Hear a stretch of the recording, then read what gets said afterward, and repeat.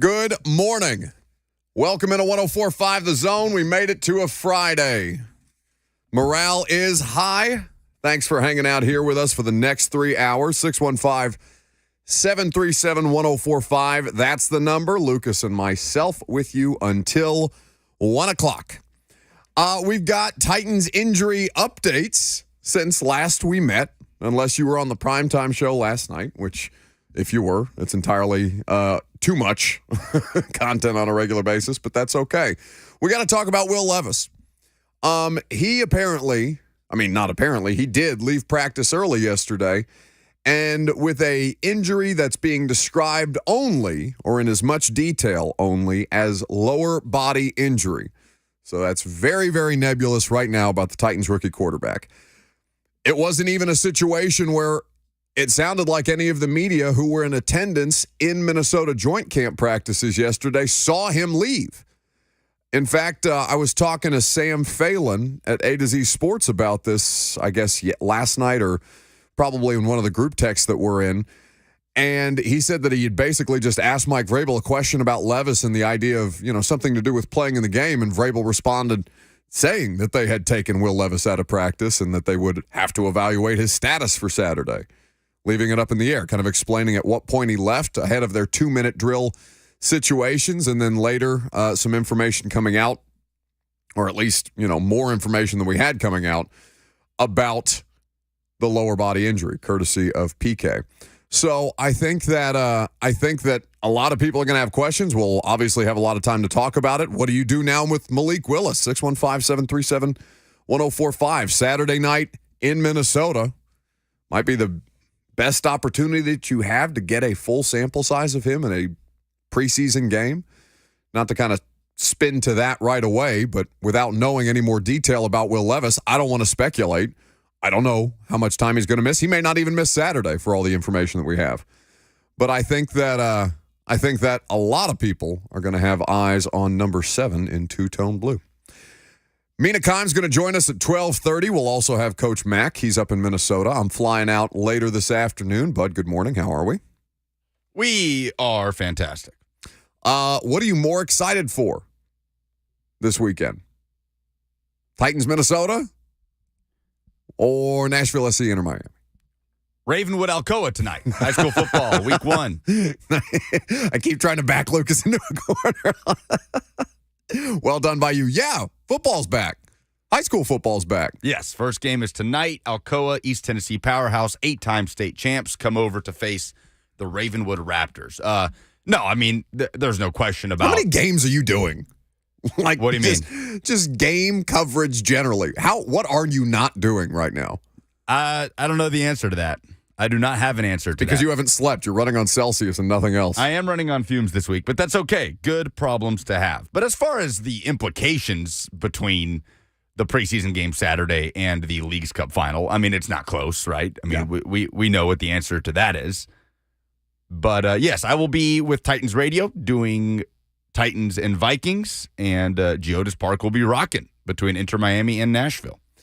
So as we await more information on Levis, or as we try to find out more information about Levis, it kind of leads us down this path of, all right, now what do you do? Ryan Tannehill and Malik Willis still on the roster, still available. Preseason game number 2. You're not going to ride in there with one active quarterback in a preseason. You wouldn't ride in there in any game situation with one active quarterback. You have to have something behind Malik Willis, and whether that's Tannehill in an emergency situation, or you sign somebody, more likely you sign somebody just to get through the week or however long this period of time that Will Levis will miss as we await further updates. It does kind of presenting it an interesting situation. And it sucks that injuries are always the thing, or almost always the thing, that create opportunities. But this is a great opportunity for Malik Willis to continue to benefit, or be the beneficiary of all the reps that he desperately needs to get. You're going to hear from Greg Cosell about the progress that these two quarterbacks made, the work that they got in Chicago, from a more X's and O's standpoint, and kind of where we want to see them improve. Again, I don't know if Levis is going to be available for Saturday night. I probably won't know until Jimmy and Rhett Bryan and myself get up in the booth to do our pregame hit for certain. I probably won't know until then, but we'll keep you updated as we are able. In the event that Will Levis cannot play Saturday, which, like you said, we do not know, who's the backup quarterback? NWI. He's the emergency quarterback? He's the emergency quarterback. I mean, Byard can do it. Byard, left-handed emergency quarterback. But, NWI is at least off last year. NWI was the emergency quarterback. I don't know if anybody's been added to the roster that since supplanted him in that role, but that was the last time we had to do one of these. Yeah. Or just wildcat snaps to Julius Chestnut. I mean, just over and over and over. What? So if Derrick Henry's the king cat, what do you call Chestnut? Ooh, that's a good one. Right? This is a Mickey Ryan question. No, Mickey would have it in a moment. This. Yeah, Mickey would nail this. Lucas often tells me that I'm no Mickey Ryan, and he is correct in a variety of different aspects. But that is the biggest gulf between me and Mickey. He'd know where to go in a heartbeat. Yeah, Lonzo says Nutcat on the F&M Bank chat. That was the first one that came into my head, but I wanted to attribute that to someone else. What was Cam Batson? Cam Batson was Wild Bat. Wild Bat is cool. Wild Bat? Yeah. Wild Bat is cool. Wild Nut? Don't like that. It sounds like something you should look up on a work computer. All right. We will continue to, perhaps we put it on a poll at Buck Rising. Perhaps we will solicit the creative abilities of the Twitter audience. Please don't put that in. I don't want to see that in my mentions. God knows what they'll come up with. Wasn't gonna. Chest cat says RTB. I don't know. We got to have something better because like the chestnuts roasting on an open fire thing, that's a layup, but that's not productive in this setting. So we'll think on that. So NWI emergency quarterback. They haven't had a situation like this in a while, and I honestly think that even as we get closer and to roster cut day, this just further entrenches the idea that they're going to keep three. To me, if something was to happen to Malik, say, they would prefer. I mean, they're obviously going to have Levis on the roster at some point. If something was to happen to Levis and he was, able to work his way in behind Ryan Tannehill at this point, right now that's not the case. But I mean, we don't know at what point that might happen. To kind of have this buffer a little bit, it seems like would benefit them as much as any team that would consider this right now, just because they have a unique situation. They got two, and I don't want to call them quality players because they're not that yet. Malik is closer. Levis might be, but they've got at least players that are capable and have been in their system for a period of time now, one for considerably longer than the other. And Ryan Tannehill, 35 years old, suspect offensive line situation heading into this year. I just think the depth at that position, for anybody that was advocating to trade Malik, I just couldn't envision a situation where they would even want to do that. Remember how much people started talking about the Eagles and the idea that they might trade Andre Dillard as we got closer to the deadline? He's in a contract year. Would be a good rental for a team like Tennessee, for example. You've got Dennis Daly. It's a nightmare. Let's try and figure out a different offensive line situation. And Philly didn't really have any interest in moving him, because they understand that it's a long season. They might get hurt and that they would rather have a better backup option than, to have to give up a fifth-round pick for Dennis Daly like Tennessee did in 2022. If Levis cannot go on Saturday, it would just continue to strengthen the argument for three quarterbacks on roster cut day. Yeah. Right. Well, because they would have to keep them on the active roster to then put them on IR in the regular season, which was something Austin Stanley pointed out to me last night. Well, I'm not even talking about Levis potentially going on IR. I'm just talking about him getting one less opportunity. Yes, to gain that ground. Yeah, I'm not saying that he has something that might put him on IR. I'm just kind of like the idea of three quarterbacks, how they might manipulate the different roster math to have all three of them and not take up a roster spot should they need that come roster cut down time. But this is, it's all premature. It's a lower body injury. That's all we know. And like I said, he could be fine by the end of the day. He could be fine by Saturday night, or he could not. We'll find out. In the meantime, in the event that Will Levis is available on Saturday, why don't we get some Greg Cosell analysis on what he did against Chicago, how he looked in his first live game action, and where he stands to improve. So you'll hear from the executive producer of NFL Films on Will Levis coming up next.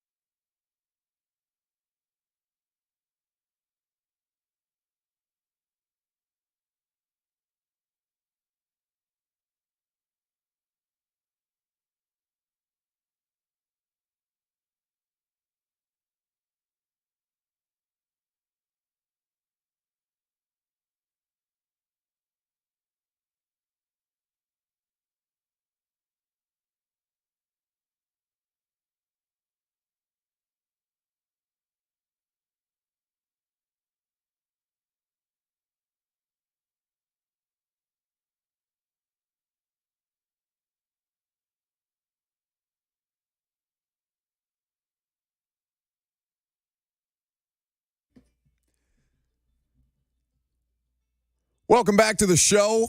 615-737-1045 is the number. It's hard for me to talk over Dolly. This also happens to be a banger. They all are. It's true. I just feel like I'm doing something sacrilegious to even speak over her tones. Yeah, it does feel wrong. Guess we were wrong. Is that what you said? It does feel wrong. So good. All right. Anyway, I was looking through the list of available quarterbacks in the absence of Will Levis, somebody that you could have in for a week, a month, who knows, however long Will Levis might miss some time. Can I enter? Who do you think is the best available quarterback out there right now? Does a name come to mind? Free agency? In free agency that is not on an NFL roster. Oh, man. That is available to come in and take some snaps. Who is that name to you? Can you pull one from the ether? I don't know if I have one off the top of my head. Oh, really? Because there's one very, very obvious one. Logan Woodside's not a free agent. Not yet. The cockroach campaign continues in Atlanta. I shouldn't call it that. I don't even know who's available. I got Carson Wentz. Carson Wentz is available. I love when you look up available free agents on Spot Track and like Joe Flacco is on there. He was on an NFL roster last year, wasn't he? Who are you? Matt Ryan? I don't know. Who are you thinking? Brady. Oh, stop.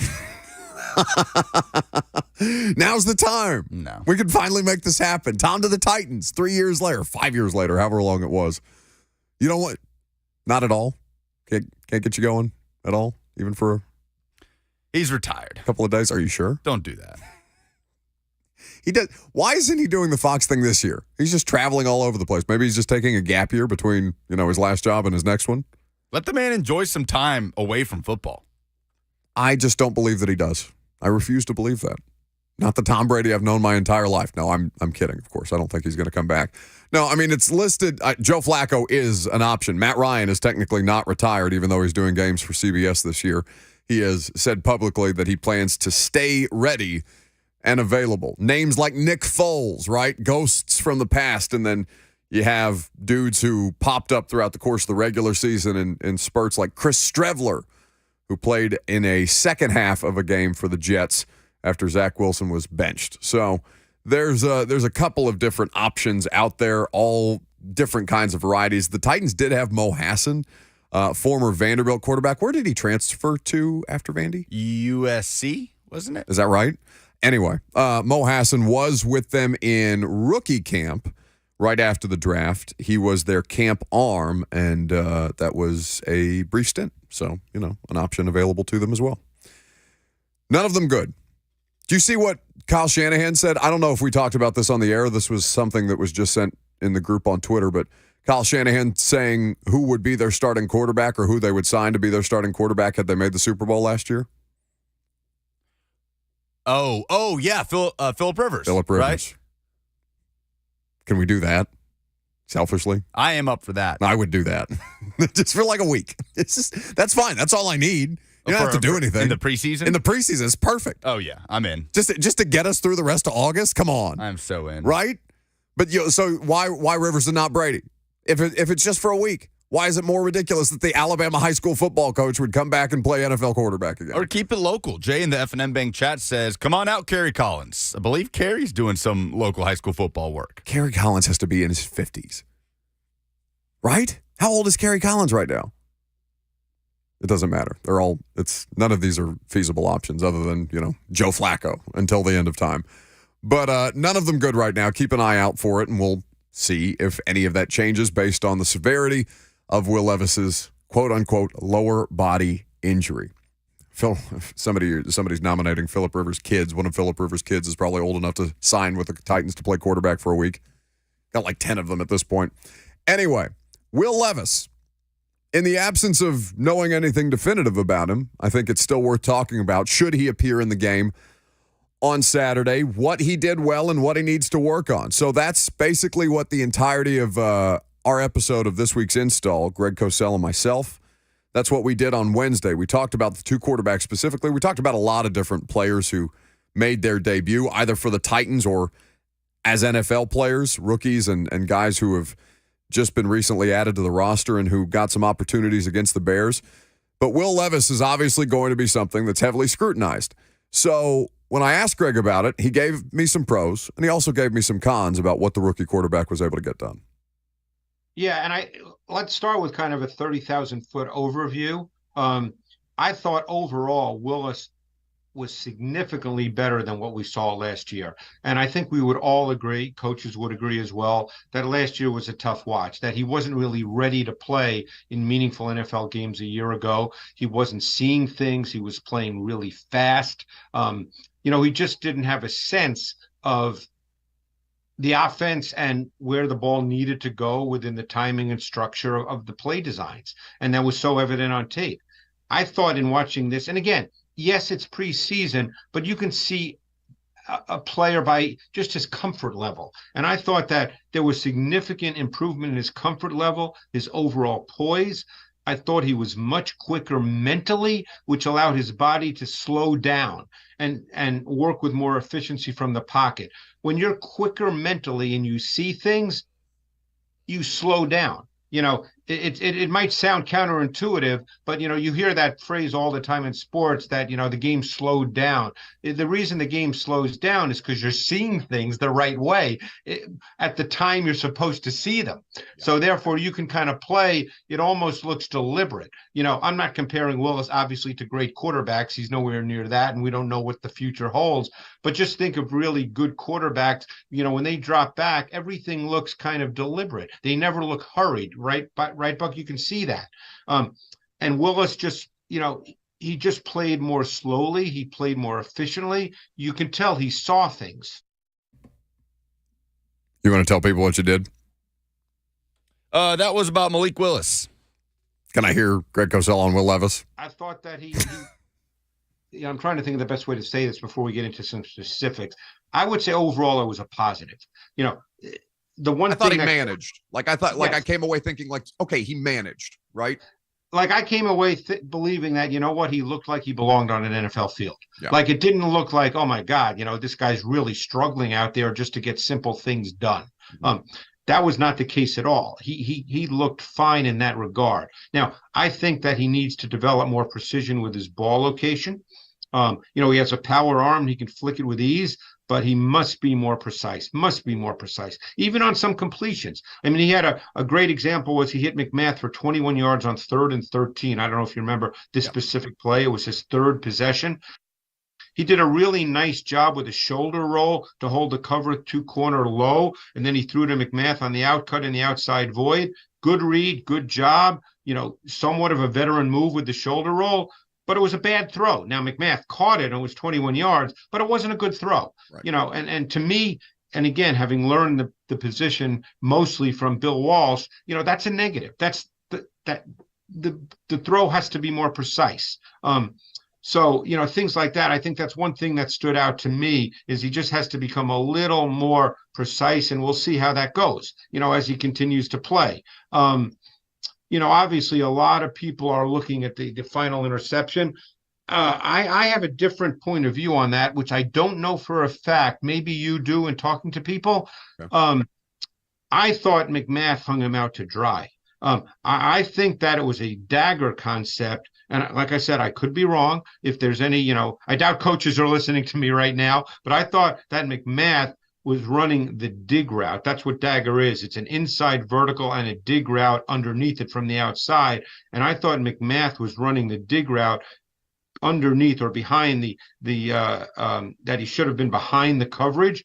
And I think because of the time of the game, the underneath coverage dropped a little deeper, and McMath just kind of cut off his route when he saw that, hey, the underneath coverage was deeper than I thought, and I think he just stopped. And I think Levis threw it with timing and anticipation to where he expected McMath to be, and he wasn't there, and therefore it looked like, oh my God, who's he throwing it to? That's a terrible interception. Now, I could be wrong. I don't think I am, but I could be wrong.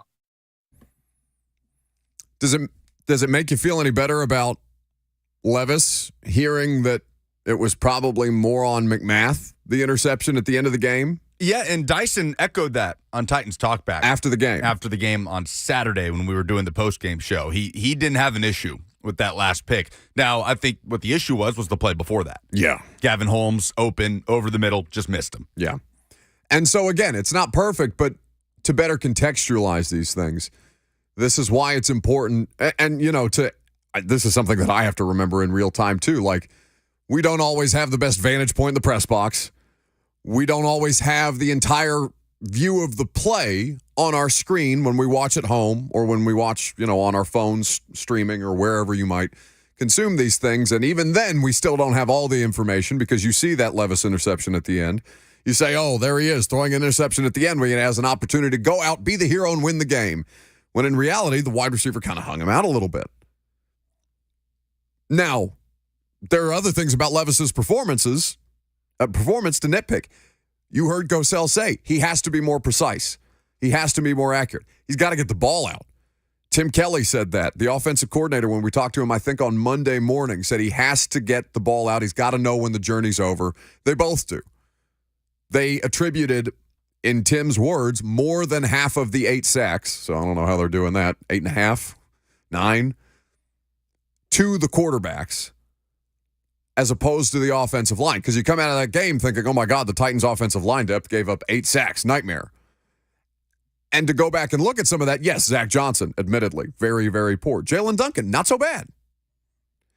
It's really tough to draw any immediate or impactful assessments from immediate reaction, and I think that's something that we tend to do in preseason more than anywhere else.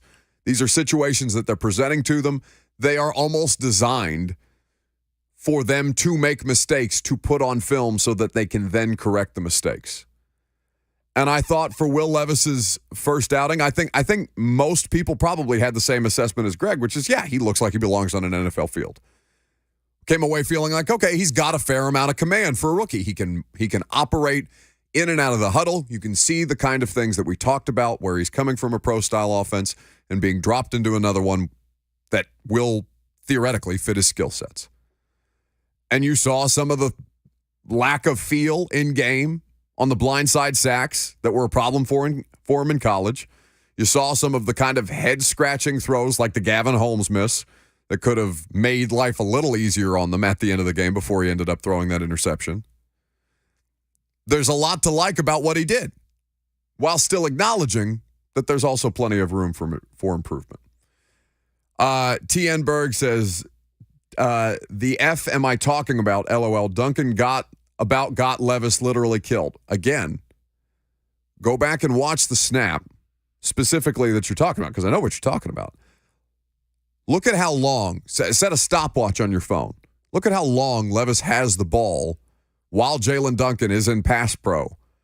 And as he's getting ready to let that ball loose, he ultimately gets clobbered from the blind side where Jalen Duncan is playing left tackle. That's not really Duncan.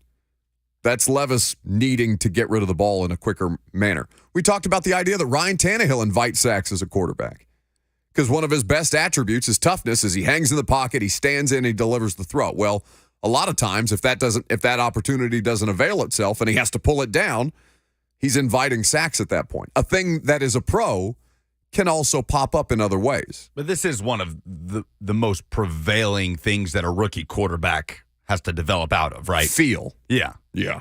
Oh, sure. We always talk about NFL open versus college open. It stands to reason that hanging onto the ball too long, waiting for somebody to get what you're used to as open is something that most rookie quarterbacks have to grow out of.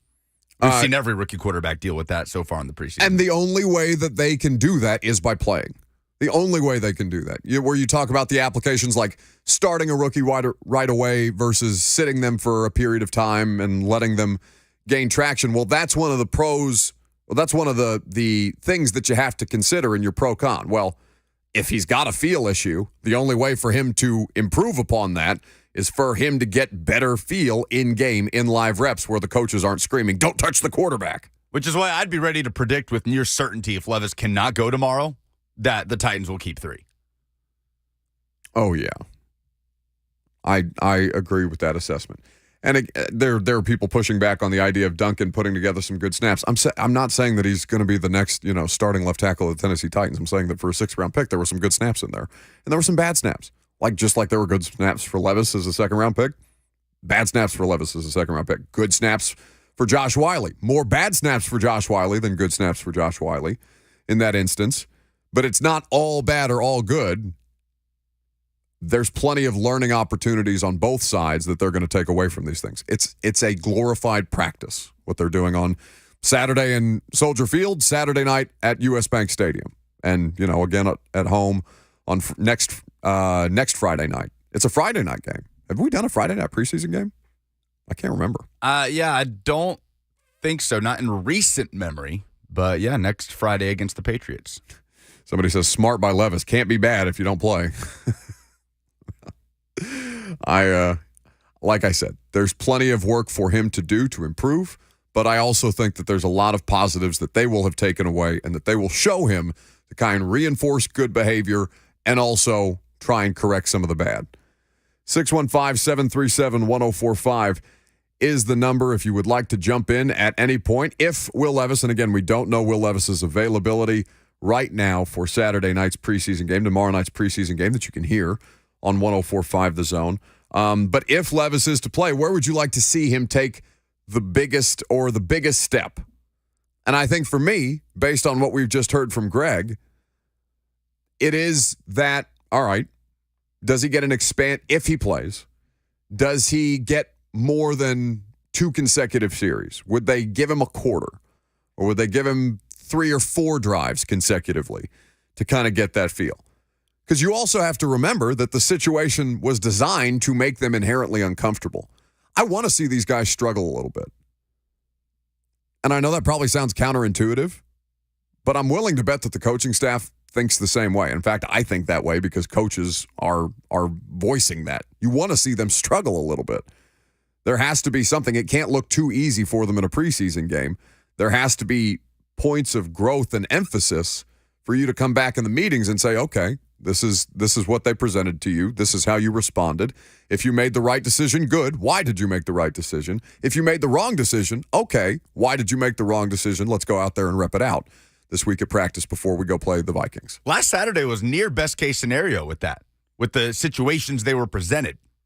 That they got the opportunities? Got the opportunity for a field goal drive to close out the first half and the opportunity for a game-winning touchdown drive to close out the fourth quarter. Field goal drive was a success. Touchdown drive was not. Yeah. Both quarterbacks got the opportunity to win the game at the end. Yes, they did. And that I think is like if you ask Mike Vrabel, I mean, did it go perfectly? He'd probably say no, but it went about as close to plan as we wanted it to go. You want to put them in those situations. You've repped it all week at practice. Now here is your first opportunity to get more practice, but it's technically a game. All right, go out and see what you've learned from this first month of training camp. Let's see if we can implement these things that we've had success with or that we've tried in this situation. We want to keep trying it until such time as we see, okay, maybe Will Levis is, I'm just using a hypothetical example. Will Levis can't throw a certain route concept, right? I just random example. Will Levis can't throw a certain route concept. But we've seen him maybe struggle with it in practice. We want to see if he can do it in the game to see if it makes any difference. Okay, he can't do it in the game. All right, we're going to take that play out of the playbook. We're going to take that concept out of the playbook. We need to play to our players' strengths. This is a time for experimentation. It's a time for mistakes. And so I think that you do want to see them have to face a little adversity in these preseason games so that there can be growth as a result. And if there's not growth as a result, then you have a different problem. 615-737-1045 is the number. You can jump in at any point throughout the course of the day. We will have preseason coverage from Minnesota. I'm flying up there 3:30. I've got my flight at 3:30 today. So we'll do the game from US Bank Stadium. Of course, Jimmy Wyatt, myself, will have the pregame hit for you. And Mickey, Blaine, and Kayla will be a part of the pregame coverage back here in Nashville. We'll do the Lee Company countdown to kickoff 2 hours before kick. It is a 7 p.m. Central Time kickoff on 104.5. Like 104.5 FM is where you can hear the preseason game. If you want to listen to Nashville SC and Inter Miami in the Leagues Cup Final, we will also have coverage of that game starting at 8 p.m., but it will be on the 104.5 The Zone app. We got an SEC stat of the day coming up next. We do. Fun. Let's do it.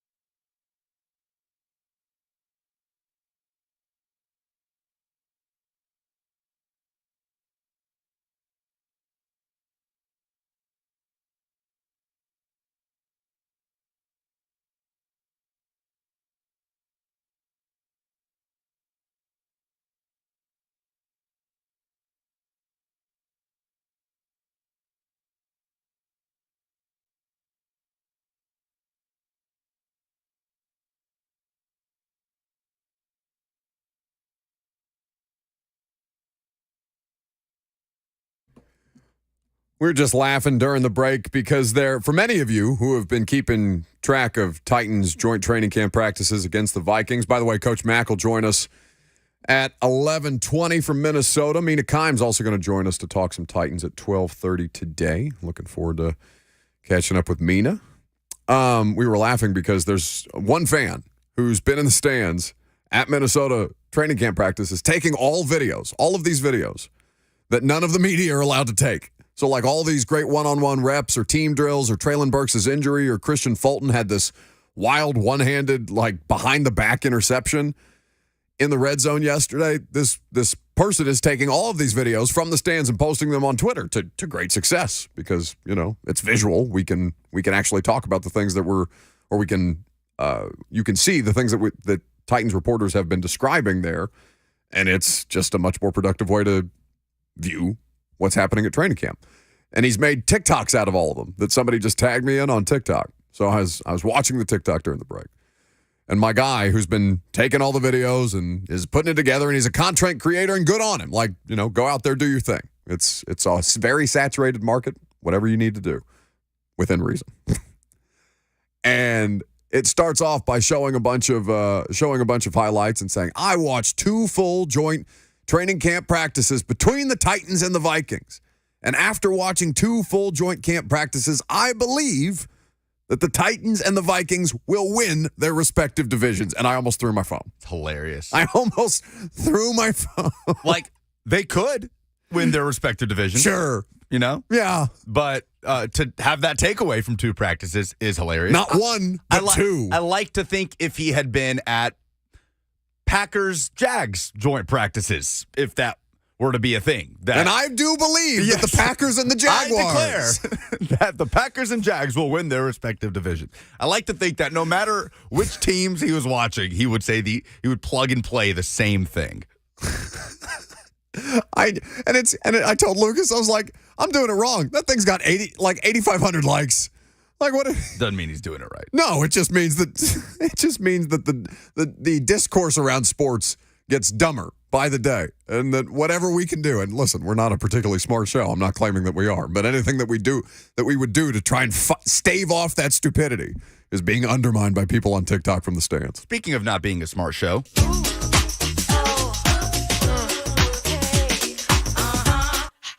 Let's talk about SEC, baby. Let's talk about the SEC. Let's talk about Nick Saban and Josh Heupel in the SEC. Let's talk about SEC, baby. Let's talk about the SEC. Let's talk about Brian Kelly and Greg Sankey in the SEC. Let's talk about SEC.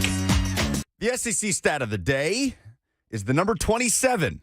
That is the number of returning starts from 2022 on the Alabama offensive line. Redshirt junior center Seth McLaughlin, senior guard Darian Dalcourt, junior tackle J.C. Latham, who we saw at SEC Media Days, and sophomore guard Tyler Booker. This does not include 5-star freshman Caden Proctor, who could push for a starting spot at tackle on that Alabama offensive line. He looks the part. He is doing all the right things, and I will not be surprised if he starts as a true freshman. So I say that because what we definitively know about Alabama on offense in 2023 is they have one of the most experienced, talented, and deep offensive lines in the country. We know for sure about Alabama's offense that they have one of the best running back rooms in the country. I can't wait to see what true freshman Justice Haynes can do for this team in 2023. An intriguing but largely unproven wide receiver core. What we definitely do not know about Alabama's offense in 2023, still, as we are 2 weeks removed from the season opener against MTSU, is the starting quarterback. Nick Saban had a message for Alabama quarterbacks this week. He said, force me to play you. Somebody, make it to where I don't even have to sit here and try to make a decision. Force me to play you as my starting quarterback. That separation has not happened yet. People are using this as a reason to say that Alabama is going to continue to fall off under Nick Saban, that the Alabama dynasty is continuing to get closer to its demise because they don't have a starting quarterback. I think that's a very dangerous mistake to make with this Alabama football team. I think Alabama is getting the yummiest rat poison they could possibly want this year. I think Nick Saban must be thrilled. Oh, my God. With the offseason discussion happening around Alabama. For the first time in the Kirby Smart era, Georgia is picked to win the SEC in the SEC Media Days preseason poll. Georgia is the overwhelming favorite to win the national championship. That was not the case. Don't tell their players that. Each of the last 2 years. So we talked to Nick Kelly. Nick Kelly actually joined Blaine and Mickey earlier this year because there's this idea that Alabama's just going to go right back to ground and pound, right? The A.J. McCarron offenses. Run the football, run it right down your throat, game manager at quarterback, avoid disaster, and we're going to see the Alabama of 2009, 2011, 2012. Nick Kelly of the Tuscaloosa News was on Blaine and Mickey earlier this summer to talk about just that and what we might expect from the Bama offense. Yeah, I mean, Nick Saban wants balance. That's not a secret. He said it. He's talked about it. I mean, I think he even hinted at it before the end of last season. He wants more balance. But that does not necessarily mean running the football more. Mm-hmm. I think it will in some ways. I think it will translate to more effective running of the football. But I don't think that it's going to be a matter of, okay, we're running this team like we did with Derrick Henry, because that's not today's game as much.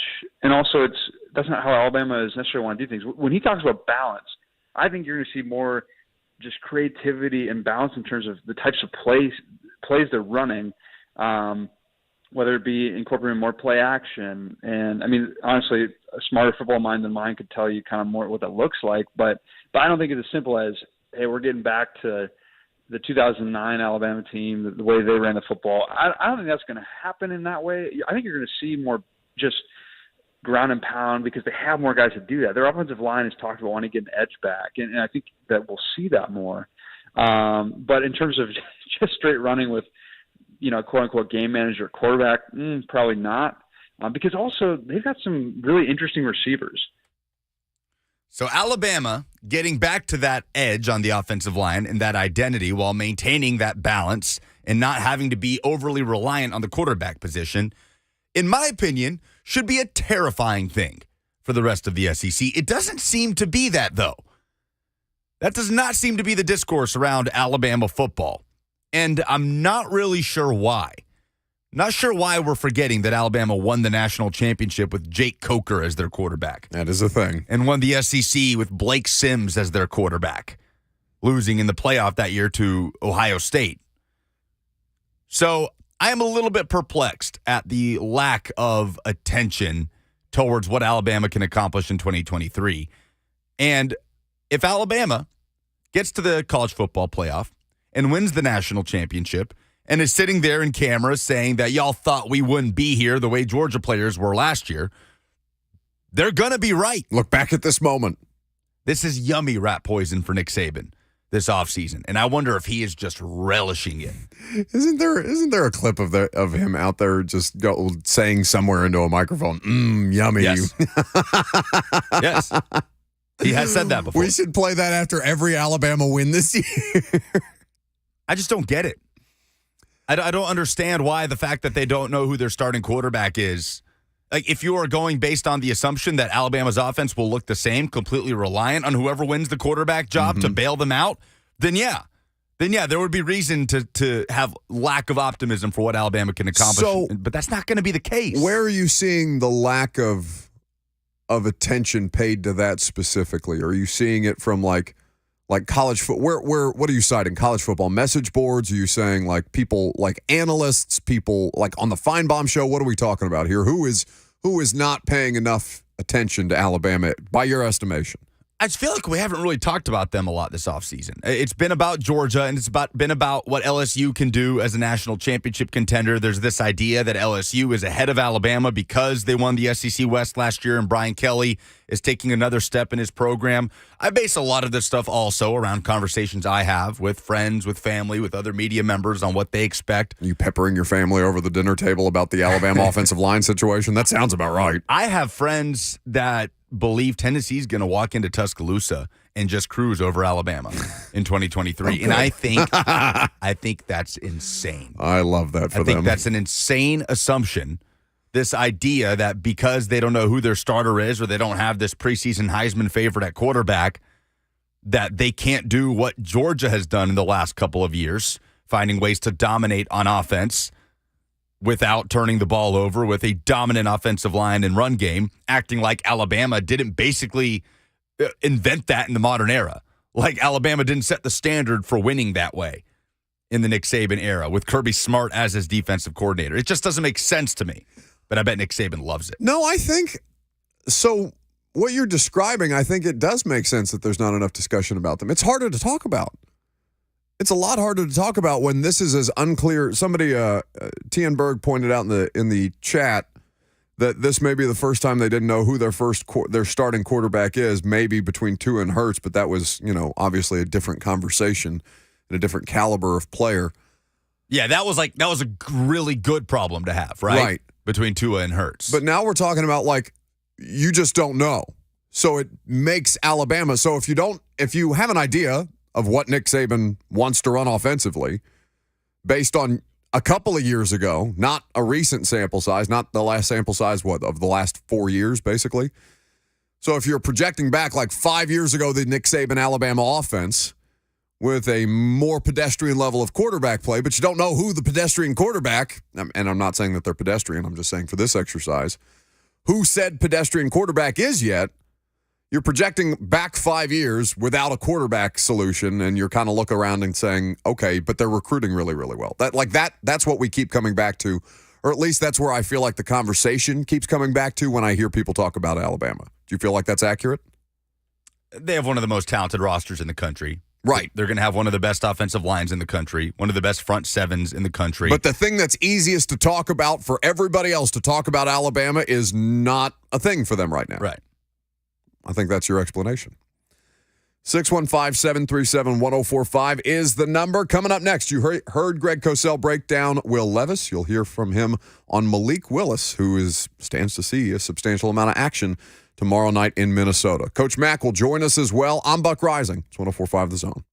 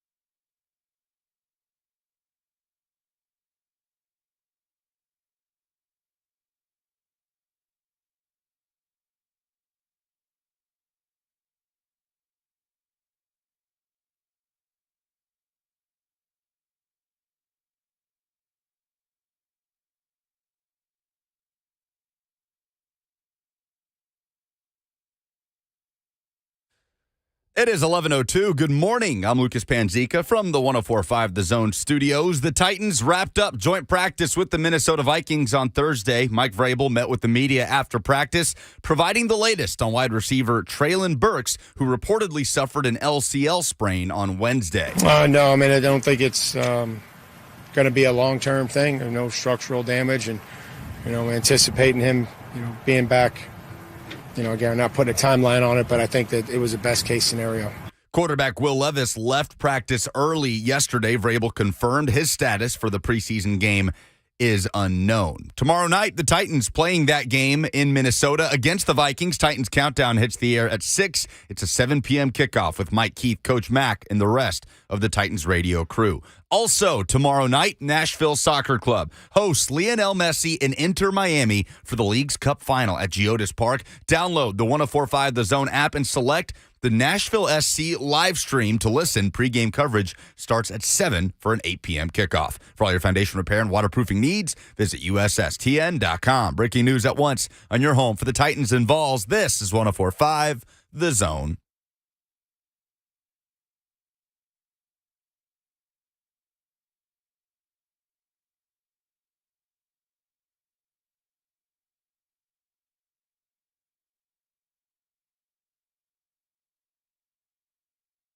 Second down on this Friday.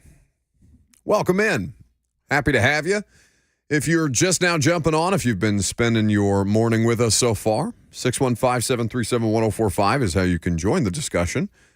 Let's talk a little Malik Willis, what he did right, what he stands to improve upon from the Chicago preseason game, couple of days of joint work against the Vikings, and now potentially an opportunity for an expanded role on Saturday night. You heard Lucas talking about Will Levis in his update. You heard from Mike Vrabel on Treylon Burks' injury. The Will Levis situation, unknown for the time being. You can interact with the show in the F&M Bank chat where Will Anderson 1983 writes on YouTube, "Can't believe they haven't issued an update for Levis yet. Are you surprised that the Tennessee Titans have not put out an official update as to the status of Will Levis?" We'll know tomorrow. Yeah. Be all right. An official update on an injury is not something that I expect from this organization, at least under Mike Vrabel. So if you are waiting for something like that, I would say you are probably going to continue to wait. Yeah, and they're not, it's walkthrough today, so. Yeah. We're not going to have the who There's was no and media wasn't availability. There. Right. There's no attendance. There's no talking to Mike after, practice today. It's the next opportunity we'll get is we'll probably be able to tell you by the time Jimmy Wyatt and Rhett Bryan and I are in the booth in Minnesota before we do our pregame hit. Speaking of, have we gotten a Britches report? Yes, Jimmy did put out a Britches report yesterday. I saw it yesterday probably around 5 or 6 o'clock. I believe they are wearing white tops, navy bottoms. Which I believe is the same combination that they wore in Chicago, if my memory serves. But I can't remember exactly. Either way, Britches report is out. Now, people are betting on what the lower body injury for Levis is. Trippin' Titan says, I bet it's the toe. I don't know. I'm not going to tell you one way or the other. Well, I mean, if I knew, I would tell you. If it was verifiable information, I would tell you. But, right now it's just lower body injury, and that's the extent of anything that anybody's got. So until such time as there's more detail, we're going to go with lower body injury. Injury-wise, nothing else, right, really coming out of joint practices other than, obviously, Treylon Burks with the LCL sprain. Was it Luke Gifford that left practice yesterday, too? I didn't see an update on him. One of the depth linebackers, I can't remember if it was Ben Neiman or Luke Gifford. I know Wiley went into a tent, came back out, rejoined practice. Yeah, I believe it was Gifford that left, but I will confirm that here in just a second. I'd have to go back through some tweets from some of my colleagues. Yes, but, yes, it was. Largely an okay couple of days from an injury standpoint, with Burks being the most significant to date without knowing more detail on Levis. Burks with the LCL sprain, reported LCL sprain, and a timeline, according to Ian Rappaport, expected timeline of a couple of weeks, even though you heard Mike Vrabel not willing to put any timelines on him. Vrabel used the words best case scenario. which is more than Mike is usually willing to do. But he was, you heard Wyatt was on the radio show yesterday. He said you saw Rand Carthon, hands on his head, everybody devastated because, oh my God, not trailing, not again. There's some relief reverberating through that place with what it looked like it could be from that video. Yeah, so Mike being willing to say best case scenario is about as close to a public sigh of relief as you're going to get from that man. Mm-hmm. Now, in the meantime, Malik Willis is available to start in this game, if that is the route that they end up having to go or the route that they would end up going down anyway. This is going to be his opportunity to potentially work in an expanded role, and given that, well, where would we like to see him take a step from preseason game 1 to 2? I mentioned that we had Greg Cosell break down both of these quarterbacks as well as some of the other new acquisitions, the offensive line, the draft picks who got their first NFL action. We did that on Wednesday's podcast, but here is Greg specifically on what he saw from Malik. Yeah, and let's start with kind of a 30,000-foot overview. I thought overall Willis was significantly better than what we saw last year. And I think we would all agree, coaches would agree as well, that last year was a tough watch, that he wasn't really ready to play in meaningful NFL games a year ago. He wasn't seeing things. He was playing really fast. He just didn't have a sense of the offense and where the ball needed to go within the timing and structure of the play designs. And that was so evident on tape. I thought in watching this, and again, yes, it's preseason, but you can see a player by just his comfort level. And I thought that there was significant improvement in his comfort level, his overall poise. I thought he was much quicker mentally, which allowed his body to slow down and work with more efficiency from the pocket. When you're quicker mentally and you see things, you slow down. It might sound counterintuitive, but, you hear that phrase all the time in sports that, the game slowed down. The reason the game slows down is because you're seeing things the right way at the time you're supposed to see them. Yeah. So therefore you can kind of play. It almost looks deliberate. I'm not comparing Willis obviously to great quarterbacks. He's nowhere near that. And we don't know what the future holds, but just think of really good quarterbacks. When they drop back, everything looks kind of deliberate. They never look hurried, right? Right, Buck, you can see that. And Willis just, he just played more slowly. He played more efficiently. You can tell he saw things. So positive improvement, even if it's incremental, that's the kind of stuff that we're talking about. That's what they're looking for. And I think on the whole, he was able to accomplish it. Now, what would I like to see from him against Minnesota? I mentioned the idea of wanting to, earlier in the show, I mentioned the idea of wanting to see him struggle a little bit. I'd like to see Brian Flores send some heat at him.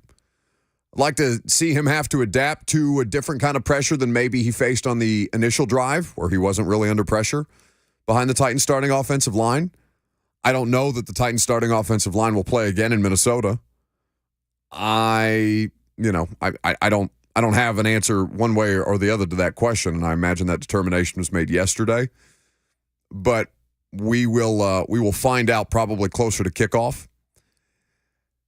So if he's under a little more pressure, whether that's because Brian Flores is heating him up the way that they were in practices all week or because he's playing behind a different collection of offensive linemen, I'd like to see him have to adapt to pressure more frequently.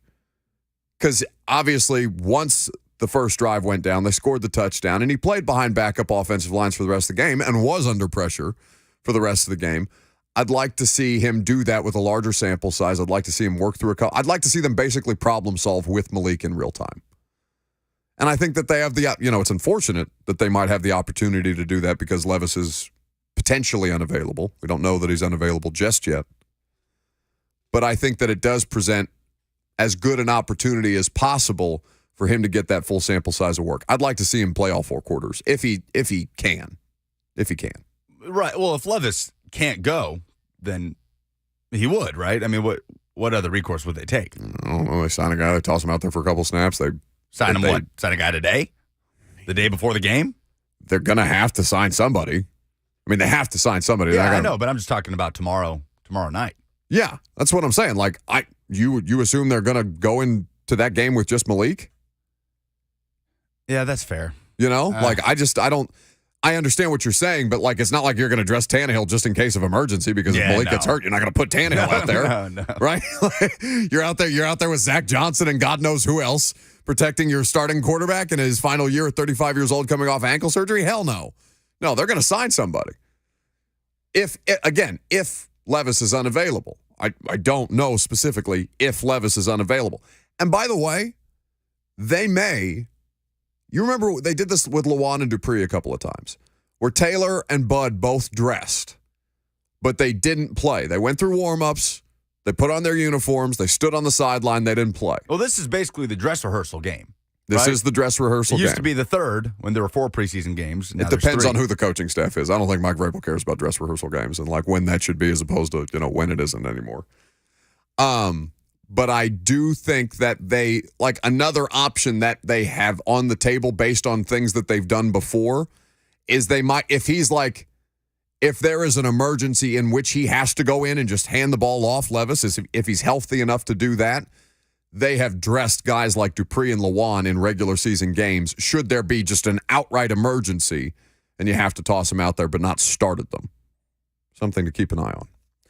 We'll get to your phone calls coming up next. We'll also have Coach Dave McGinnis. He's up in Minnesota. He's got great insights and analysis to give us on the Titans' 2 days of work against the Vikings in joint camp before they take on Minnesota in preseason action tomorrow night. I'm Buck Rising. It's 104.5 The Zone.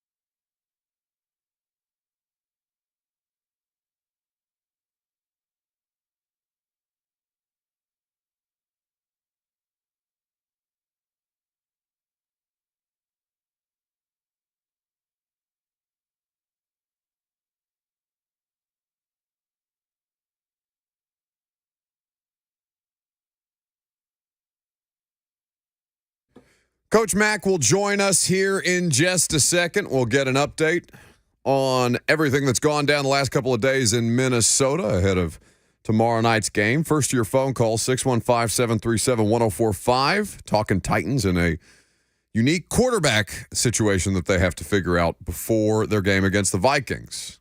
Bob is in Spring Hill up next. What's happening? Hey, thanks for taking the call. I'm listening. I mean, what in the world are they going to do? I got to tell you something. My blood is all orange, and I didn't care much for the Titans all that much. I wanted to win, good for the city, but I hadn't, until I've listened to y'all for the last 2 years, I've really become a fan. So, I mean, what in the world are they going to do? Get dogs down here tonight? But anyway, appreciate y'all, and to Lucas, they do a great job. Will Bowley, I wasn't sure about that young whippersnapper at first, but he's grown on me.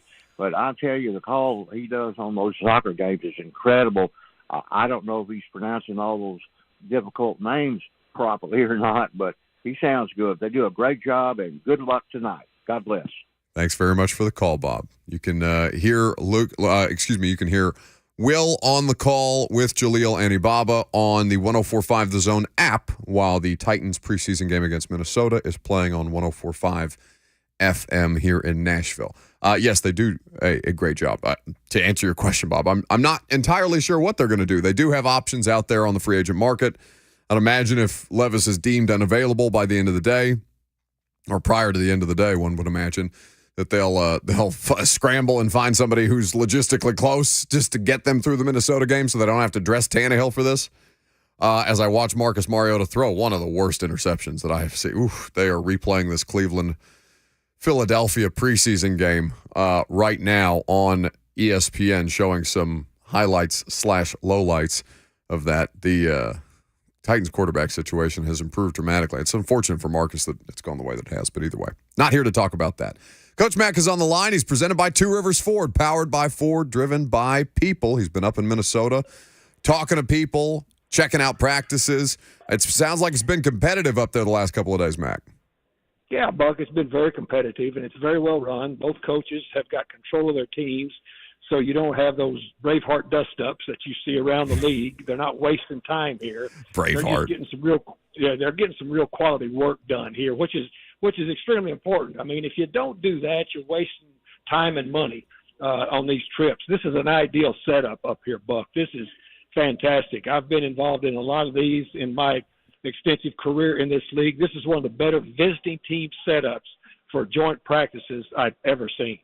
Well, it sounds good then. It sounds like that productivity expectation was met by both coaching staffs, and we know certainly I don't know Kevin O'Connell personally. I know a lot of people think highly of him since he's gotten that head coaching job and since he's been a coach in the league for several years at this point. I know Mike Vrabel values those joint camp practices the same.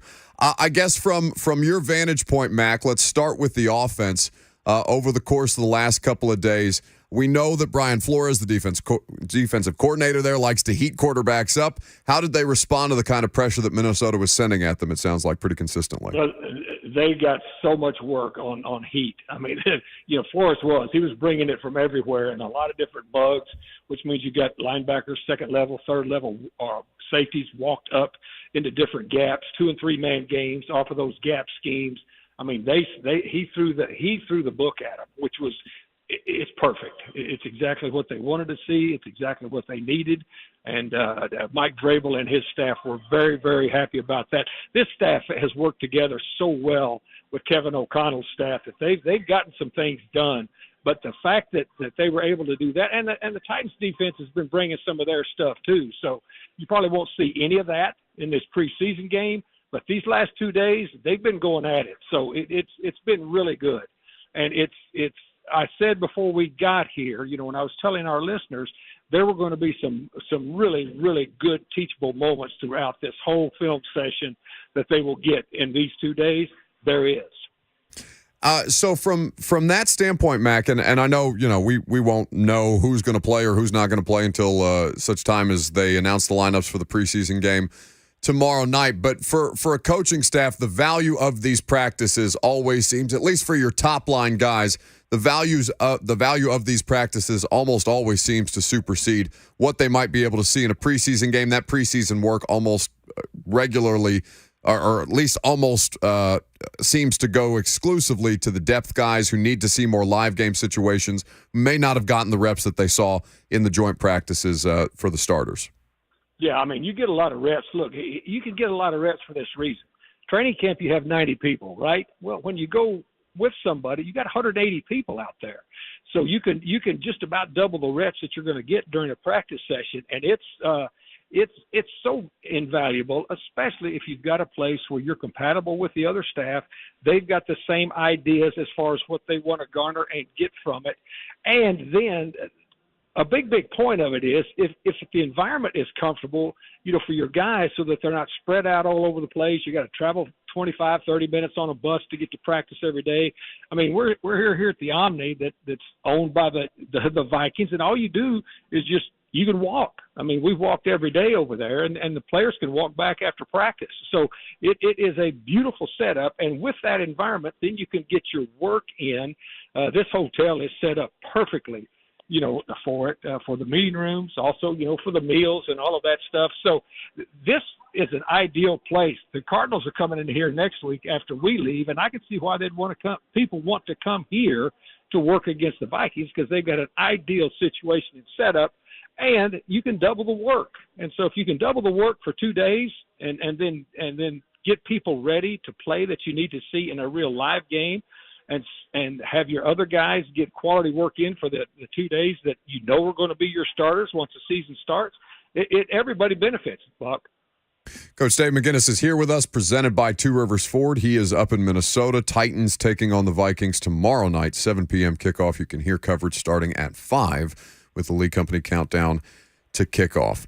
With that being said, Mack, we don't know what the status for Levis will be for Saturday's game at this point. Mike Vrabel saying that they pulled him out of practice a little later on, and he was seen by trainers.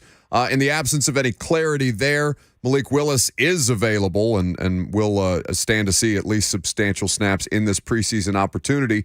Saw a lot of improvement from him in the first game. I know that you have made note of that as well. What would you like to see him improve upon or build upon from one preseason game, 2 days of practice against the Vikings, and now on Saturday night?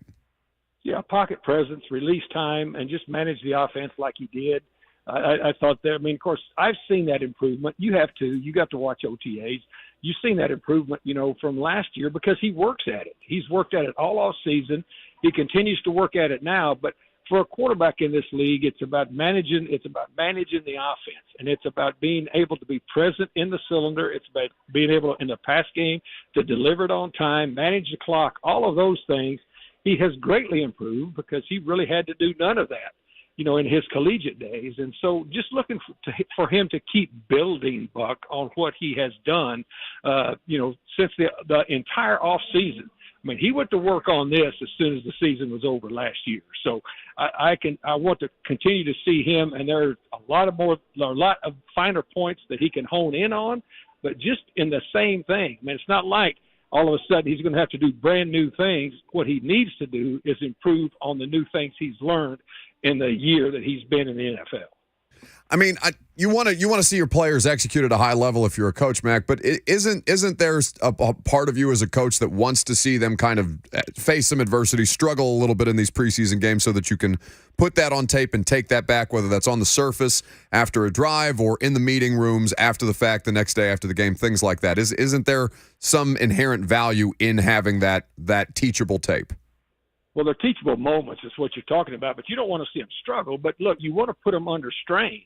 That's why you have these joint practices. I mean, they're put under stress, because it's under stress because you're going one-on-ones. No matter what you do, you've got good on good, or you've got people of equal ideas going against one another, because you got those 2s and 3s going against each other in these joint practices. They're all trying to make a team on both sides of it. You got both personnel departments here looking at everybody here. So, I mean, this is a huge interview these 2 days for these guys. You don't necessarily want to see them struggle. What you want to see is how they react to pressure. I mean, anybody can perform when there's not any pressure or there's no circumstances as a result of their performance. Once you start putting a strain and you start putting that pressure aspect, you start bringing that pressure cap on top of people, then you find out who really can do it and who can't. Coach, it's no secret the Titans' front seven has had a great camp, but I think the question that fans tend to ask when they see that in team drills at practice is it more about the defensive line or is it more about struggles on the offensive line? The answer is probably somewhere in the middle, but how encouraging is it for a coaching staff to see that success translate when the Titans go up to Minnesota for joint practice and continue to play at that level in terms of the defense in the front seven and wreaking havoc in those team drills against somebody else? Well, I mean, we're not trying to make things up. You guys have both watched practice. You know who these guys are that we have. We got dudes up front. I mean, that's been pretty well documented throughout, and it's even been enhanced. Now that you got Arden Key back, you've got an ability to bring people from different areas. You've got Tierra Tart on a huge developmental curve that's pointing upward. You got Harold Landry back. I mean, we got dudes up front. And so they will be able to match up with just about any offensive line in the league that you play against. We've seen that here too. Now, I will say this. Minnesota's got a good defensive front too, so our offensive line has been challenged also. It's just been really good work. But, guys, it's no secret that the defensive front for the Tennessee Titans this year, they're a real group. We know that the rivalries run deep in the NFC North, Mack. Are you a welcome man in Minnesota? Not as welcome as I was in Chicago. I was pretty welcome. But I will say that Paul Allen, who is their very veteran play-by-play guy, the first thing when I walked into their radio studio here with Mike Keith the other day, he said, "Sit down, Coach Mack. Let's talk about that game when you were the head coach at Arizona and you beat the Vikings and knocked them out of the playoffs." Yeah. Everybody in Green Bay was watching it. So they still know who I am up here because that was a major – he's still talking about that. Guys, that happened over 25 years ago. Coach Dave McGinnis, presented by Two Rivers Ford. He's on the call with Mike Keith, Ramon Foster, and the rest of the crew tomorrow night from Minnesota. Mack, I'm looking forward to flying up there this afternoon, and I'll see you tomorrow night in the booth. Yeah, come on up to Minnesota, Buck. It's nice up here. It's a little bit windy, so wear something in your hat so it doesn't mess your hair up. This thing's like concrete, Mack. This doesn't move. I got so much product in it. This thing ain't go. No wind can stop me at this point. I'll see you up here. Thanks, guys. That's Coach Dave McGinnis with us on 104.5 The Zone. 615-737-1045 is how you join the discussion. Did you see what Tierra Tart did to Garrett Bradbury? I sure did. Yesterday? I physically threw him. Did it look like Garrett Bradbury was made smaller while he was in the air? It was like when you play Super Smash Bros. Right? And you die or whatever, and you get kicked off the thing, and you just spin away into the distance and become smaller and smaller and disappear. That's what he did to Garrett Bradbury. If Bert was in here, I'd make him do the Super Mario dying sound. Oh, he would crush that. That's why I'm not doing it, and that's why I would want Bert to do it instead. Either way, yes, Tierra Tart does that to a lot of offensive linemen, and we were talking about this Tart. What was this, yesterday or maybe Tuesday, that we had kind of gotten into a conversation about Tart and the tender that he signed? And he's a pretty valuable asset for them. He's probably going to get paid. And they have money this coming offseason. Not that we need to get into way premature free agency discussions. But Tart is somebody who's, going to outperform his current paycheck this season, provided, health and all these things. And the combination of Jeff, they are Super Smash Bros. In there. Like him and Jeff in there, and Danico. I mean, they are in there caving skulls in and tossing Garrett Bradbury to the side, making offensive linemen's lives a living hell, and then telling them how much they're going to make their lives a living hell after the play. He did get removed from practice, Tierra Tart. Yes, he did. Yesterday. Well, he did swing on somebody, and then I think there was another infraction that caused him to be. He didn't get removed after the initial attempt to make contact with another offensive lineman. I can't remember who the offensive lineman was, but good, nice little bit of passion in there. And it makes me laugh now that I think about it, because we just roasted Jamarco Jones for having that same little bit of passion. But but that was Jamarco's only contribution, right? Like, that's the only reason we're saying no, he your wasn't name. a good player. Or wasn't Tart's caliber of player to be out there, causing fights and roughing people up and talking trash to them after the fact. But we know what the Titans have as far as the starting group up front, but I guess is the question for that front this year, who's going to be the DeMarcus Walker of 2023, right? A guy the Titans got good production out of. Who you after didn't scooping him up. expect. Right. Like outside of Jeffrey Simmons and Danico Audrey and Tier Tart, where you know what you're going to get when they're all healthy, who are going to be those players for the Titans? Well, this why year? can't it be Weaver? Sure. Why can't Weaver be the beneficiary of that? Now, Weaver and Walker playing different positions. I'm talking about more on the defensive line. I mean, we know who those depth pieces are for the Titans at outside linebacker. I'm talking about up front. Can Jaden Peavy be that person? I guess I am considering them a part of the front. Yeah, Just because like Autry plays outside linebacker in their NASCAR package. They'll do the stunts where Landry is rushing on the inside and Key is rushing on the inside. So I'm getting too specific with your question. Who can benefit from that on the defensive line? Well, that's not Walker and like Peavy and Naquan Jones. They're not physically similar or stylistically similar players.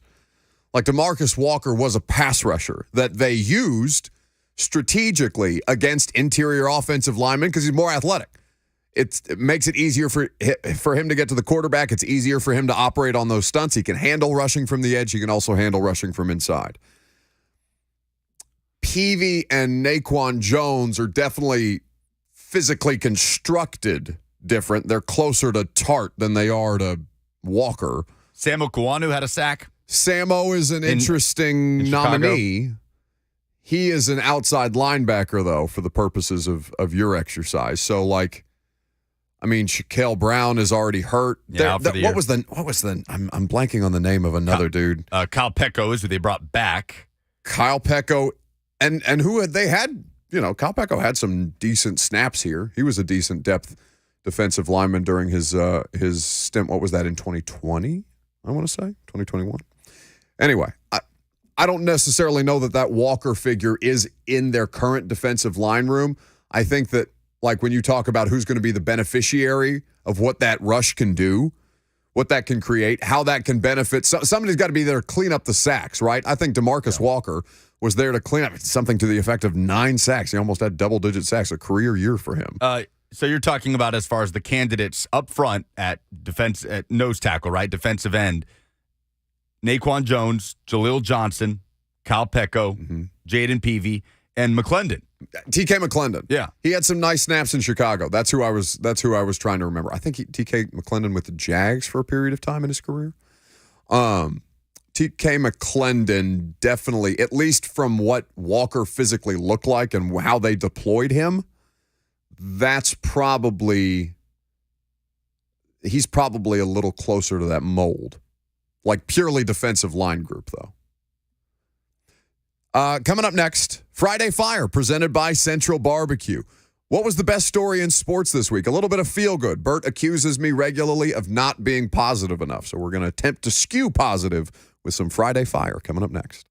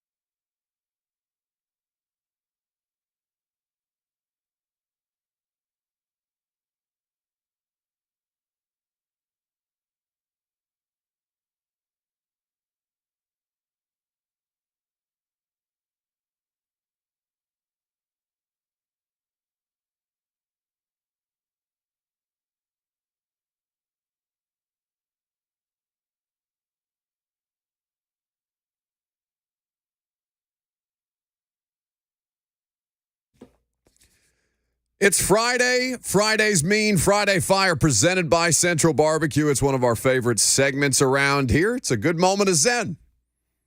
We got rid of weekly positivity. It went to the same place as Bert goes when I send him to the shadows. I haven't done that in a while. I feel like I need to just kind of remind him that I still have that power over him, even though he's in a different day part than us now. But in the meantime, we can go ahead and hit the music.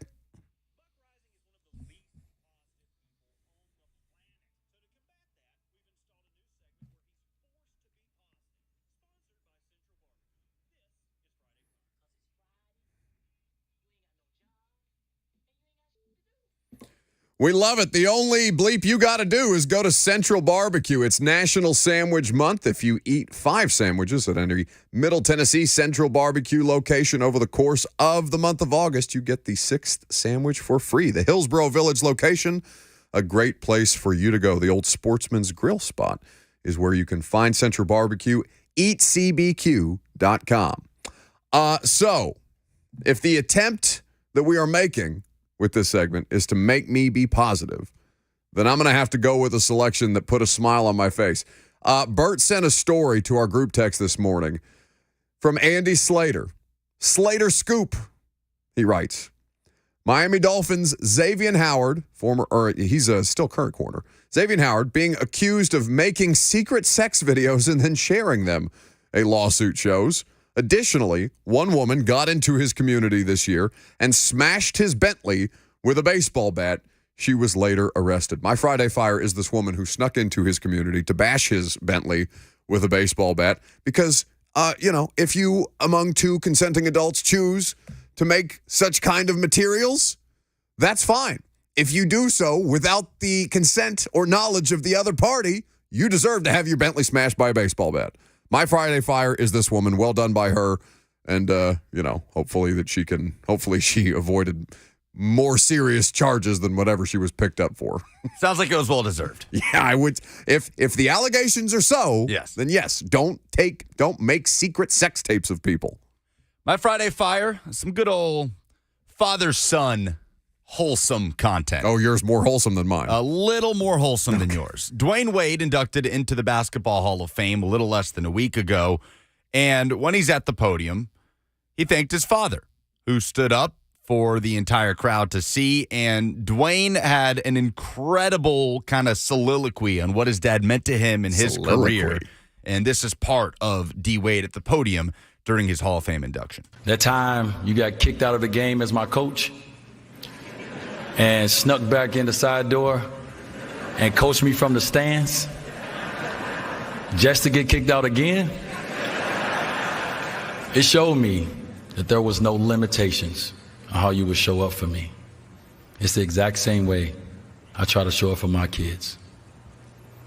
So even though I hated being called Little Dwayne, I admired you as a kid.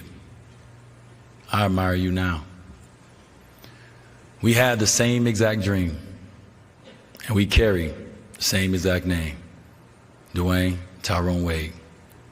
To know we hustled all the way to the Basketball Hall of Fame is God's will. So, Pops, I know your knees are a little sore, but will you join me on stage as we take our rightful step into basketball heaven? This one right here, this one is for my father. I love you, and I'm thankful for you.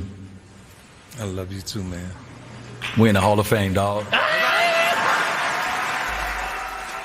That's great.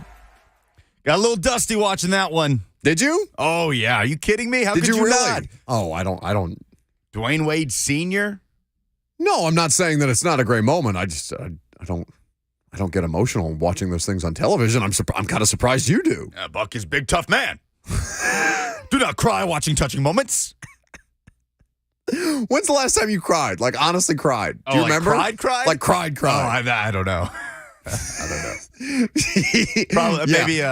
Me, big tough man with a forehead full of Botox making fun of you about crying. Last time I full-blown, sobbed, Terrence Cody blocking Daniel Lincoln's field goal in 2009. 100%. No, you did not. Oh, you bet. You Sobbed? bet I cried. You bet I was in 8th grade. Cried like a baby. That's awesome. I don't know if you can you cry with Botox? Like, how does that work? I hope not.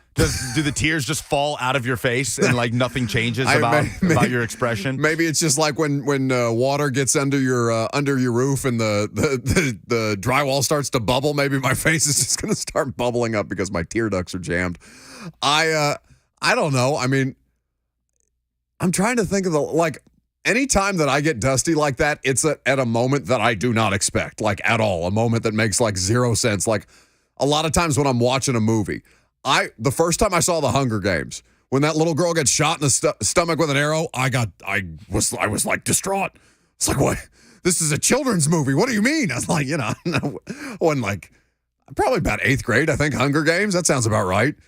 That's the last time I remember being visibly distraught by something that I saw. Did you see the new Guardians of the Galaxy movie? No, I refuse because I've seen the scene that people are talking about. I will not. I will not. I was in the theater like, what's happening to me? No, I will not do that. Oh, Rocket. No. No. John Monkey says Buck takes Botox. Yeah, you're late to the show. It's okay.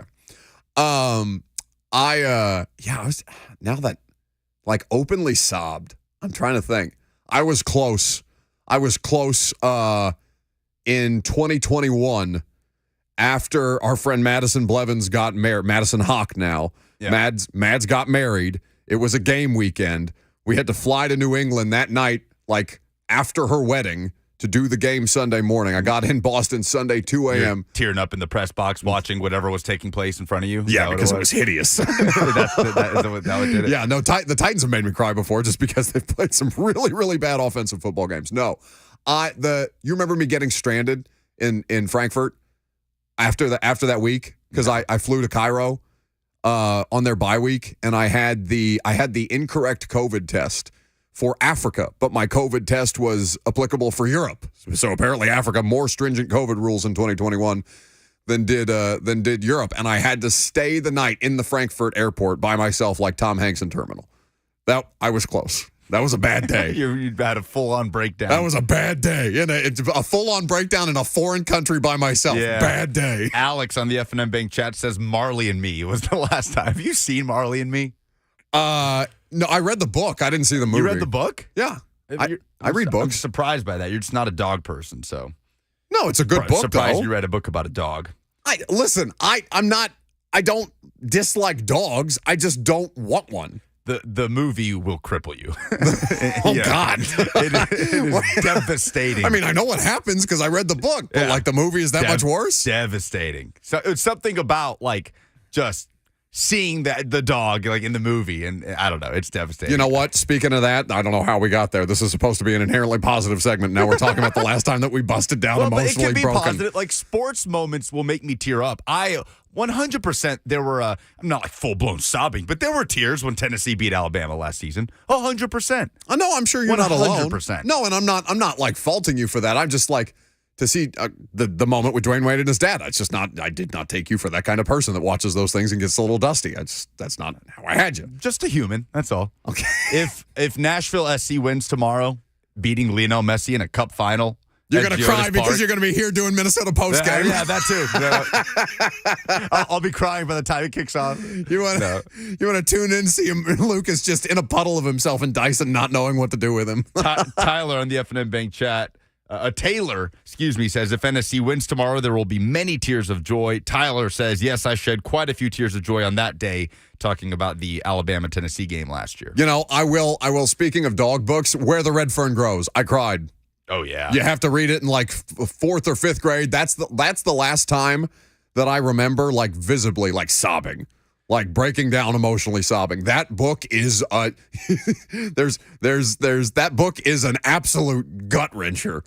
Unbelievable. That's Friday Fire. I think. I don't know what to say. Some positivity for you. This is what happens when you try to make me go positive. I go into the moments, where were you most broken? Whoops. Would you play Malik for a full preseason game? How would you handle the Titans quarterback situation if Will Levis is not available? We'll talk about that. Mina Kimes of ESPN will join us coming up next.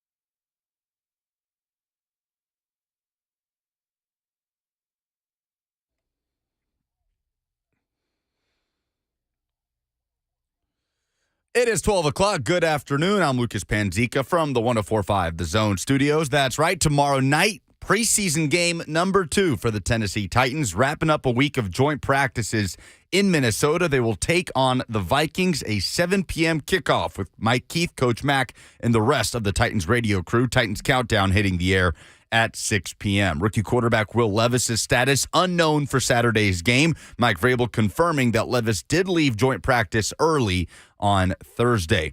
Also, tomorrow night, right here in Music City, Nashville Soccer Club hosts Lionel Messi and Inter Miami for the Leagues Cup Final at Geodis Park. You can download the 104.5 The Zone app and select the Nashville SC live stream to listen. Pre-game coverage starts at 7 p.m. for an 8 p.m. kickoff. News around the NFL, free agent pass rusher Jadeveon Clowney signing with the Baltimore Ravens, per a report by Jordan Schultz. For all your foundation repair and waterproofing needs, visit USSTN.com. Breaking news at once on your home for the Titans and Vols. This is 104.5 The Zone.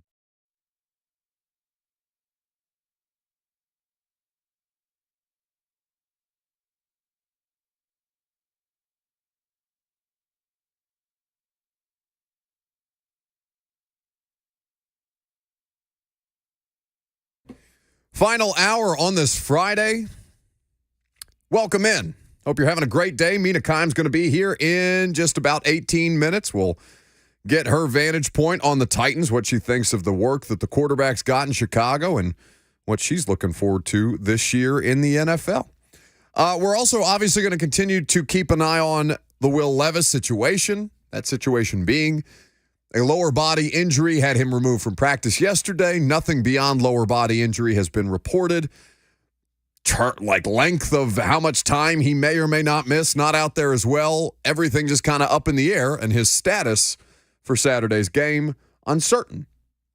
So in the absence of any clarity around Will Levis, and as we wait for a transaction that might indicate his availability or not, how would you handle Malik in Minnesota? So they alternated series in Chicago. They split it up. Malik got 7 of the 13 to Levis's 6.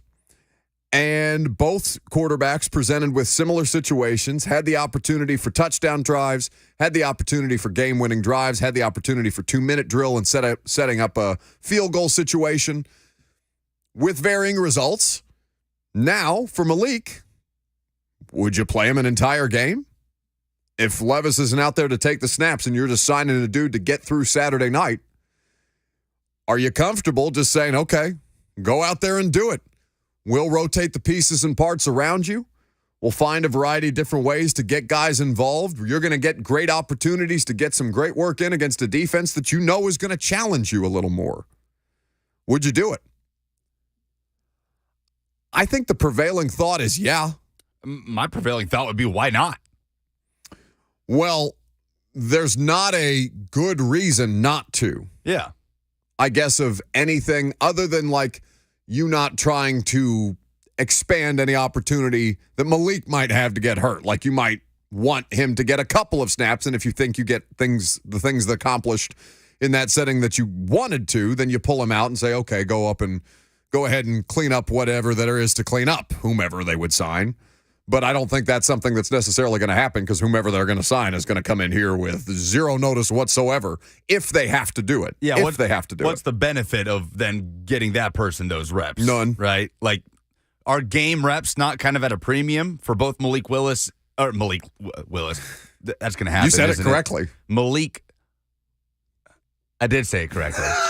My brain told me that I said Malik Levis when the words I actually said were Malik Willis. I don't know why they're two difficult names to say consecutively. Malik Willis and Will Levis. But yes, it's not easy. But snaps in a game situation are at a premium for those guys, right? Neither of them are the starting quarterback for the Tennessee Titans. The only other option would be, do you play Tannehill? Nah. No? Nah. He's been getting reps and team drills against ones on defense for the Vikings for the last couple days. I bet Blaine Bishop, here in about an hour, has a different position than you. Yeah. I bet Blaine would look at that as an opportunity. And Blaine, having played in the NFL, having, understands these things at a much more intricate level than either of us do, certainly. Blaine has been advocating very much to see more starters, including Tannehill. Pat Mahomes played last week. Russell Wilson has played. Deshaun Watson. Derek Carr. Like, it would not be beyond the pale to put him out there. It would. The only person it would be beyond the pale for is Vrabel. Yeah. Mike hasn't done that. So, because A.J. Parkinson is saying you don't want to play Malik to prevent injury, but want to play Tanny. No, I'm not saying play Tanny to avoid Malik injury. I'm saying play whomever else they might sign, should they sign another quarterback, if that was anything anywhere in the back of your head. But of course, it's not feasible. Tannehill is more feasible than that particular scenario. And even if it's for a drive, I imagine Blaine and plenty of other people. Blaine is not in this position by himself. Like, there are plenty of people who want to see the Titans play their starters, who want to see the Titans get out there as an offense, starting offensive line, starting wide receivers, or whomever is available at this point, tight end, running back, and quarterback, and say, okay, work this thing out for a couple. Let me see it. I can't watch training camp practices the way that you all can. Let me see it. So beyond selfish reasons, there are some football reasons to do it, just to get the operation down, to get the play calling down. But they've been doing that all through camp. They have instead of a headset, they have a little walkie-talkie. That's how Tim Kelly is talking to the quarterback. So it's not like they got to get the coach to quarterback communication thing down. They can do it with crowd noise and things like that, but they can pump up the music at practice if they need to. Especially if the Vikings defense is going to pin their ears back in the preseason. They're gonna rush. Yeah. Like they're gonna send additional rushers. It's kind of like playing Dean Pease in the preseason. Remember Dean Pease? Falcons Titans had a preseason game a couple years ago, and they lit Logan Woodside's ass up. I felt bad for him. You had zero blitzes coming from all over the place. And Dean Pease just out there in a preseason trying to get his guys some work. And it just happened to be at the expense of Matt Barkley and Logan Woodside. Man, we went from a backup quarterback competition between Barkley and Woodside now to Levis and Willis. It's a different world. Greg Burton says this will be great for Malik. The more he plays, the better he gets. In theory, yes. Like, the more opportunities he has to improve, the more opportunity he himself can improve upon, right? Like, that makes sense. Now, there are some guys who playing more football didn't necessarily work better for them. Blaine Gabbert is an example that comes to mind. Blaine Gabbert played a lot of football. Blaine Gabbert didn't improve by playing more football. Blaine Gabbert was Blaine Gabbert at the end of the day. Like, that's because I remember people always talking about, he just needs to get better feel, right? Happy feet inside the pocket. Gabbert? Gabbert. Self-sack himself all the time. Like when he was with the Titans? Prior to the Titans, between the Jags and the Titans? The Cardinals? Yes. So Gabbert because Gabbert led the Cardinals to a win over the Titans. Indeed. They had a catastrophic, the Titans did, West Coast road trip where they dropped games, I think, against the Rams or maybe the Niners and the Cardinals. And Gabbert had a stint with the Niners before Arizona. But by the time he got to Arizona, he's 6 years removed from being a first-round pick. No, I'm talking about Blaine Gabbert like Jacksonville. Like Blaine, the biggest thing, I mean, there were plenty of issues with Blaine throughout the course of his career. And by the way, he's had a successful career. He's got a Super Bowl ring like Blaine Gabbert, and he's got another job. I think he's Mahomes' backup. He is. Yeah. He's Mahomes' backup, Blaine Gabbert is. Yeah, because Chase Daniel is retired. Mm-hmm. Well, Chase Daniel wasn't the backup. Who's the... Wasn't he? No, it's... oh, my God. Chad Henne. Yeah, Chad Henne. Yeah, you're right. Daniel was in L.A. He was backing up. Because Blaine Gabbert and Chad Henne now look like their career trajectories look very, very similar, where you just, you end up coming in with a higher draft pedigree than your career necessarily indicates, but you make a successful career out of it. But like Blaine Gabbert is an example of a player who got plenty of snaps, who got plenty of opportunity, did not improve with it. Now, you can say that the circumstances in Jacksonville around him were bad. You would be right. Yeah, Henne did retire. But anyway. So, yes, Malik, in theory, with more opportunities to improve, will have more opportunity to himself improve. Yes.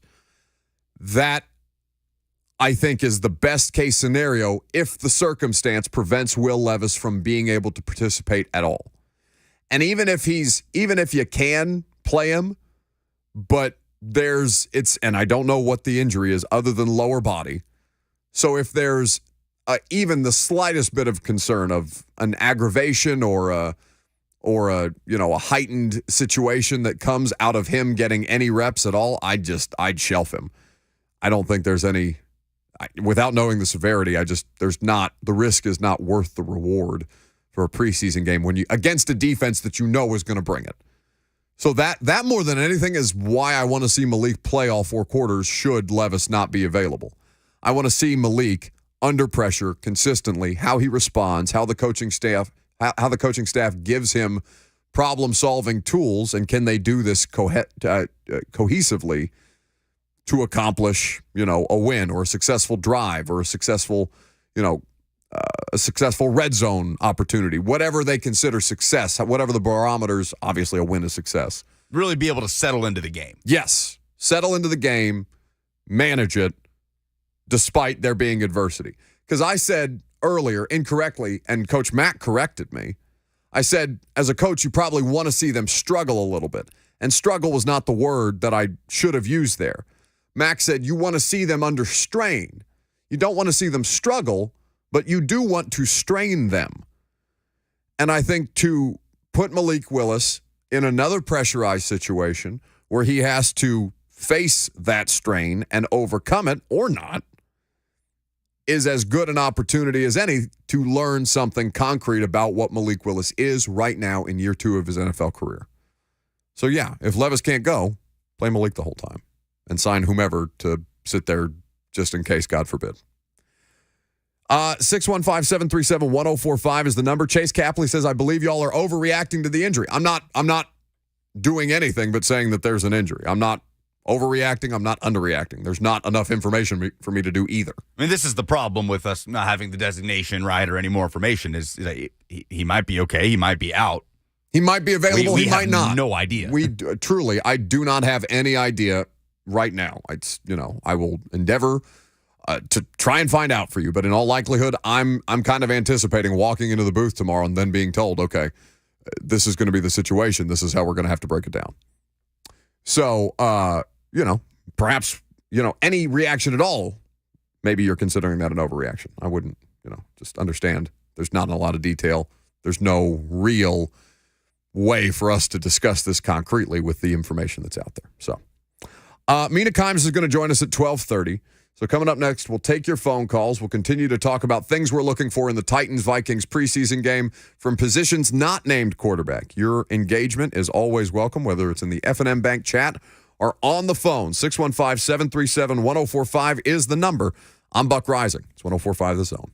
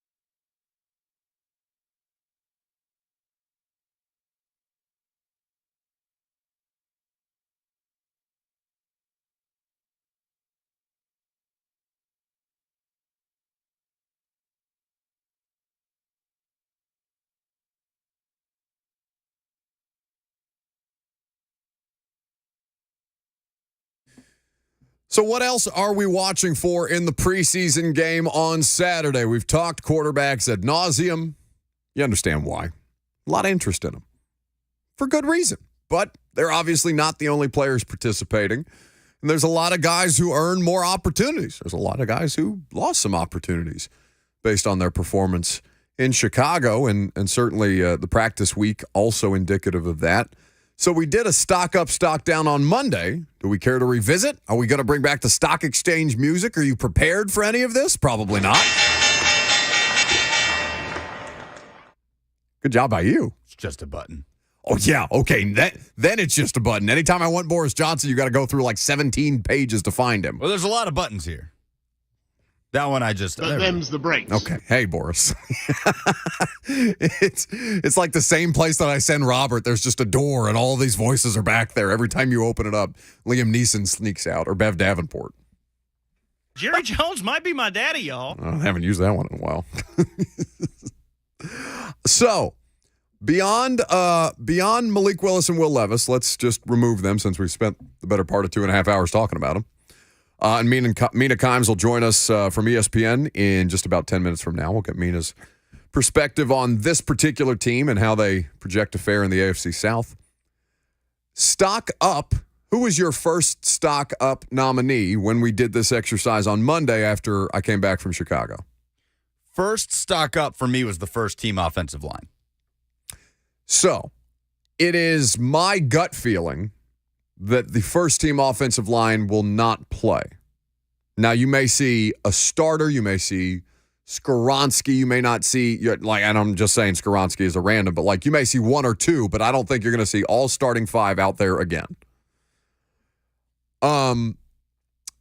So let's just say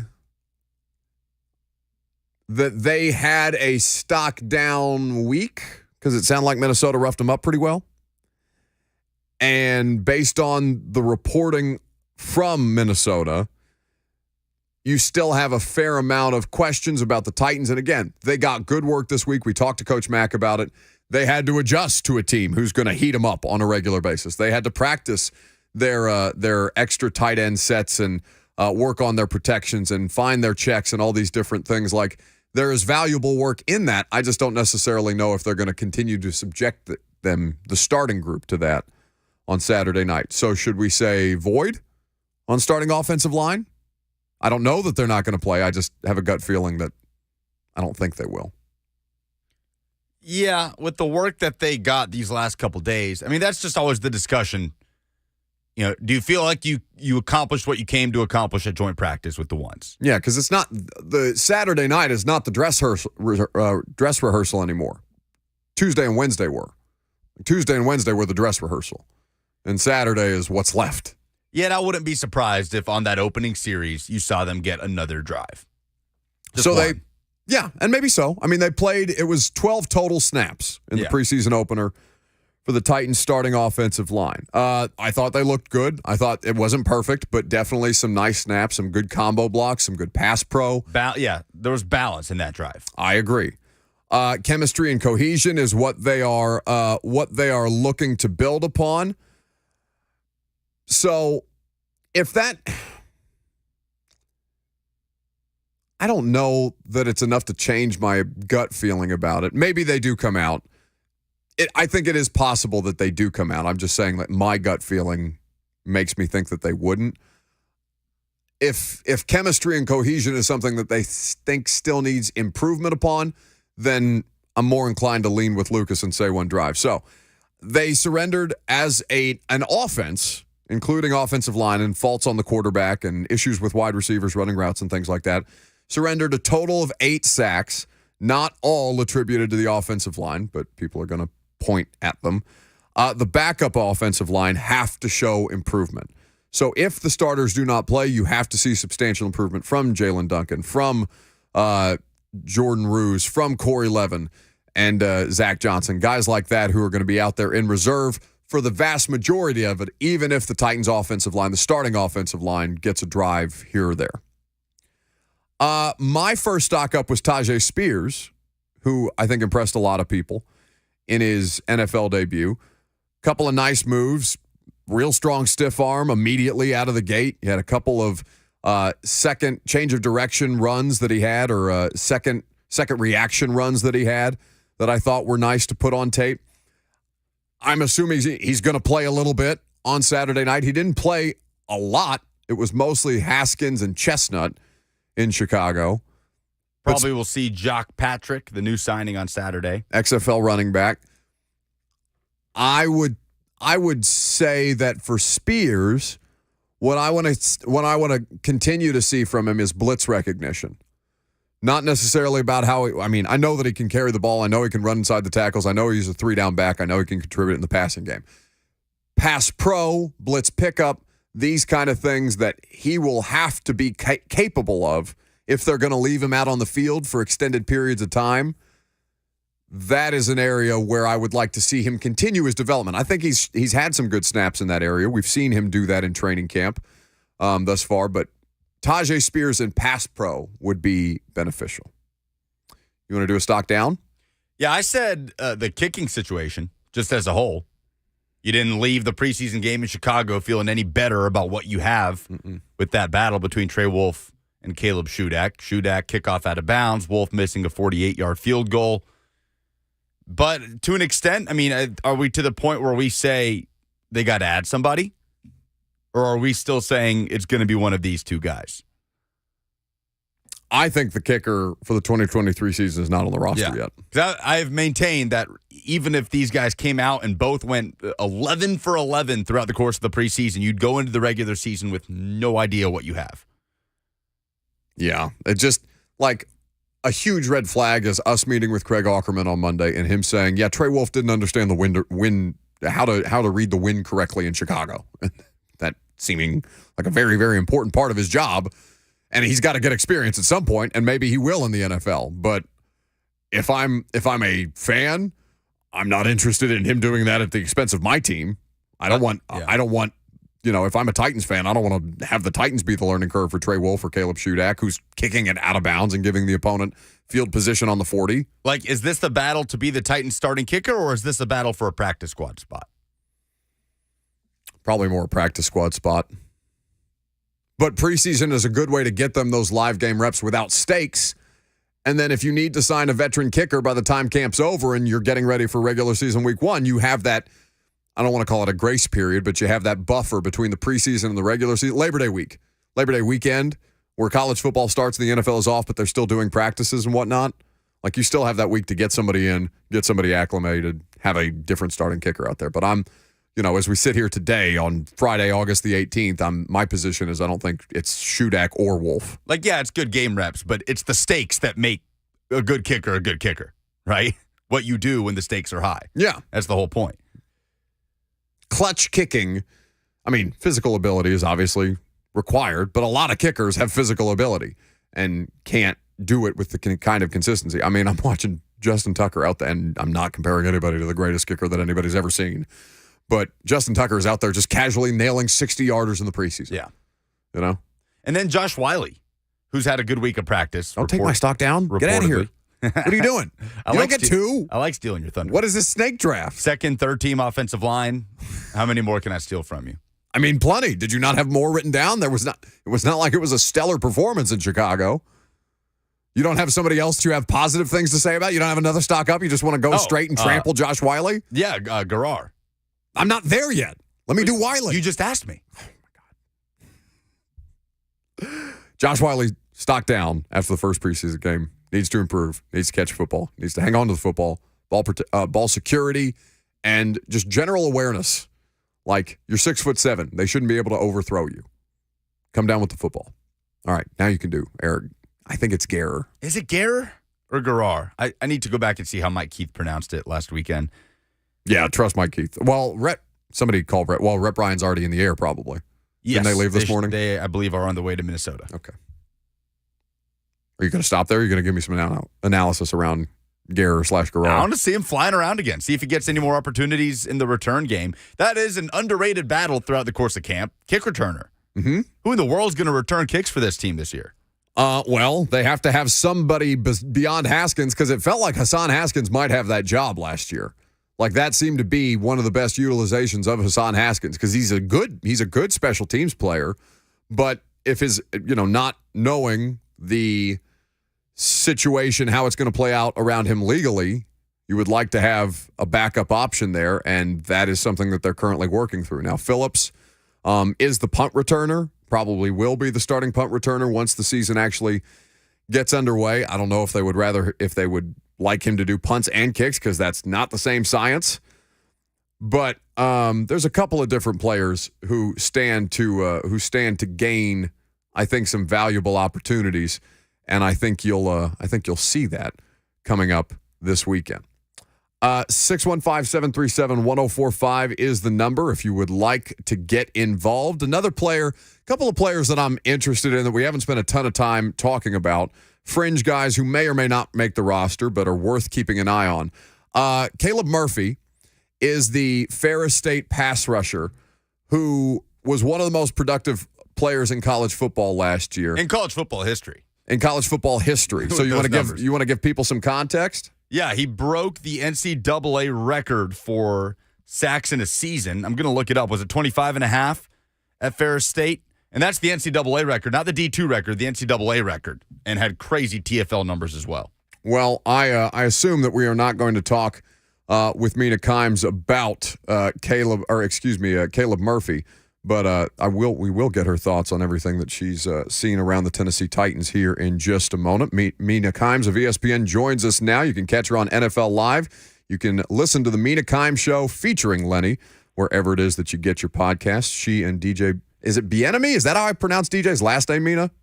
Bieniemy. I think Eric Bieniemy is giving him some problems because of his rise, but I think it's Bieniemy. Well, hopefully not the same practice habits as Eric Bieniemy. Okay, if Washington reports are to be believed at this point. You were watching a lot of Titans preseason, a lot more than I expected, but I guess since they have a rookie quarterback, they are worth paying attention to. Did you enjoy what you saw from Will Levis or no? There's some ups and downs, I thought, to be expected, but I should preface this by saying you really saw that with all the first-round rookie quarterbacks this year. No one really came out and lit it up. I don't think Levis stood out as being demonstrably worse than, say, C.J. Stroud, who, of course, went in the spot that some people thought Levis might have been drafted. And, I also think he's playing in a difficult situation with terms of pressure. But I think you saw sort of some of the good things you saw in college, and thanks, confidence, and then some of the bad things.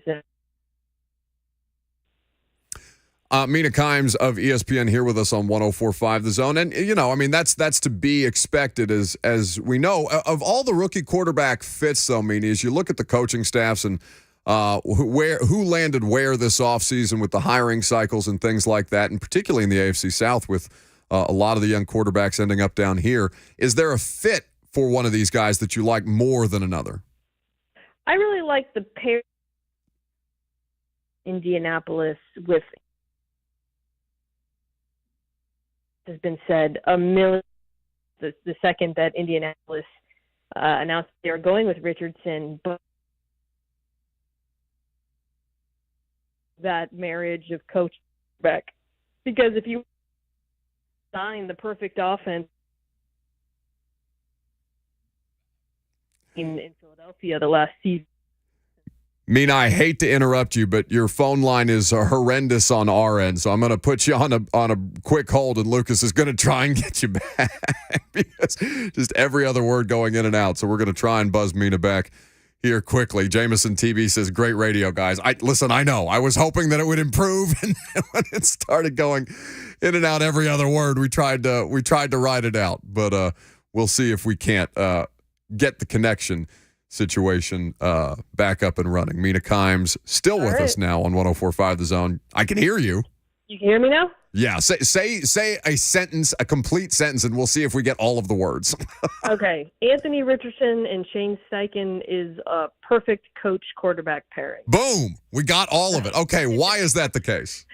Yeah. Well, what I was saying is if you were to design an offense for Richardson, an ideal offense, especially as he enters the NFL, it would look almost exactly like what Jalen Hurts operated in Philadelphia: power, spread, RPOs, design, quarterback, run game. Now that comes, of course, with the major caveat that the context around Hurts in terms of both the offensive line and the skill players in Philadelphia about as good as it gets in the NFL, and very different from what Anthony Richardson will be working with in Indianapolis. I'm just so fascinated by it because we had this conversation the other day, Mina, and I just have to think at some point that offensive line is going to, if not regress to the mean, right, progress, because they were one of the most underwhelming units in football last year. And, you know, Jonathan Taylor's off-the-field circumstance is what it is, and it's not exactly the most functional organization as of late. I just think all the tools are there for him to have some early success. I'm not saying that the Colts are going to make the playoffs or anything like that with Richardson in his rookie year, but like for the foundational reasons that you've just described, I have a lot more optimism about him than I do a lot of these other guys. Yeah, the line is the big question mark, and you really hit the nail on the head there. The way that their performance has declined from being, you know, not just a strength, but one of the best offensive lines in the NFL just a few years ago is pretty remarkable. And I think some of that has to do with the players. Some of that has to do with the quarterbacks who have been kind of sitting ducks, the guys that they sort of, you know, saw that last year, of course, with Foles and Ryan. So it can go both ways with Richardson. I think in some ways his mobility and his ability to evade sacks, which was probably my favorite quality of his, will help the line, as well as the fact that there'll be more optionality back there with the run game and the design quarterback run game. But he also is going to hold on to the ball longer, so they need to play better for him to have a chance, particularly some of those stars, guys like Quentin Nelson, Braden Smith, who, again, you know, used to be the best in the NFL and really saw their performance dip. The only person with a better hit rate on Twitter than DeAndre Hopkins, Mina Kimes, is here with us on 104.5 The Zone, talking a little NFL. And specifically the Titans. You know, the Traylon Burks situation, obviously, you know, a lot of Titans fans just devastated by what they thought it might be. Mike Vrabel saying best case scenario right now. This offense, you know, I know so much is predicated on the success or lack thereof that this offensive line may or may not have this year. I know a lot of people, rightfully so, skeptical about that unit. But are you buying or selling Titans stock in 2023? You know, I think it kind of depends on the expectations. I think that the Titans will be competitive in the division. The Hopkins acquisition really swayed that for me because, you know, once you brought him in, suddenly all the other skill players, there's kind of a trickle-down effect where you look at that group and you're like, oh, okay, now that Burks doesn't have the pressure to be the number one, and suddenly you've got a guy like Chig, who's one of my favorite young players to break out, you know, in the NFL at the tight end. And then, you know, I thought Tyjae Spears looked amazing in his first preseason game, prospect I really liked. So you like that a lot. I really like the defense, particularly, I think, with some of the players coming back from injury, even some of the additions. But the offensive line is holding me back from being, like, super optimistic about this team, candidly. You know, that said, again, very well coached, good defense, good skill players. I think they're going to be competitive, and you know, it's not a very good division, so I think that competitive is probably enough to be playing meaningful December football. With Tim Kelly, you know, going back, it's tough to go back and watch him at Houston and try and apply a lot of the same sensibilities to what he's going to be doing here in Tennessee because, you know, Deshaun Watson and Ryan Tannehill, not the same kind of quarterbacks. They're not the same kind of personnel, but there's a lot of optimism about this being a little more wide open, a little less Derrick Henry dependent, even though they're still the foundation of what it is that they're going to do is, of course, going to be running the football. As long as Derrick's on the roster, he's still managed to get 1,500 plus yards behind a nightmare of an offensive line last year, and I think still capable of being a productive player for them. For what the Titans were unable to do last year seemed to be a product of just running out of creative ways to scheme guys with Todd Downing. And personnel, obviously, a depreciating asset with the amount of injuries that they had. You understand this, but like with Tim Kelly, what would you like to see them do more of with this personnel group and knowing what kind of quarterback Ryan Tannehill is? Yeah, you know, not running into brick walls on first down and getting behind the eight ball over and over is probably a good start. I think with Kelly, you're absolutely right. Such a different quarterback in Houston, so it's kind of hard to transfer over too much. But listening to him talk, knowing what people say about him, I do think he wants a little bit more of a quick passing game, a little more West Coasty, spread things out. And I'll say this about Ryan Tannehill. You know, we think of him as this very play action dependent, stand tall in the pocket, deep strikes downfield kind of guy with obviously some mobility. But I pulled this recently. I was just kind of curious. The previous 4 years, really his entire time in Tennessee, he's actually been one of the most accurate quarterbacks in the NFL in terms of his off-target rate on short stuff, less than 10 yards. So I actually think he can execute an offense that gets the ball out quickly a little bit. And I do like the playmakers. Like I said, I think Chick's so great with the ball in his hands. You could see Burks, on shallow crosses, getting the ball, keeping things running on time. And, of course, Hopkins is really good underneath as well. So I wouldn't be surprised if the offense looks a little bit different, a little bit less slower developing. It's funny that you bring that up because, like, Ryan Tannehill and the idea that he'll get the ball out quickly, it's not like he's not capable of doing that, but I most associate Ryan Tannehill with hanging in the pocket, just getting absolutely crushed and delivering. He's good at that. Yeah, I mean, he can do that, but also, I mean, that invites sacks, I feel like, so much more often when I watch him to exacerbate the offensive line issues that, at least last year and probably this year they project to have. Yeah. I think that's just the other side of the getting the ball out quicker, quick passing game is they might have to call some of that just by necessity. She's Mina Kimes. You can catch her on NFL Live. Subscribe, rate, and review to the Mina Kimes Show featuring Lenny wherever it is that you get your podcasts. She's one of the busiest people in NFL media, and certainly this time of year is when it's about to get ramped up, so we appreciate her spending some time. Thank you, Mina. I appreciate it. Thanks for having me. Bye-bye. Mina Kimes of ESPN with us on 104.5 The Zone. Last call for phone calls, 615-737-1045. I'm Buck Rising. It's 104.5 The Zone.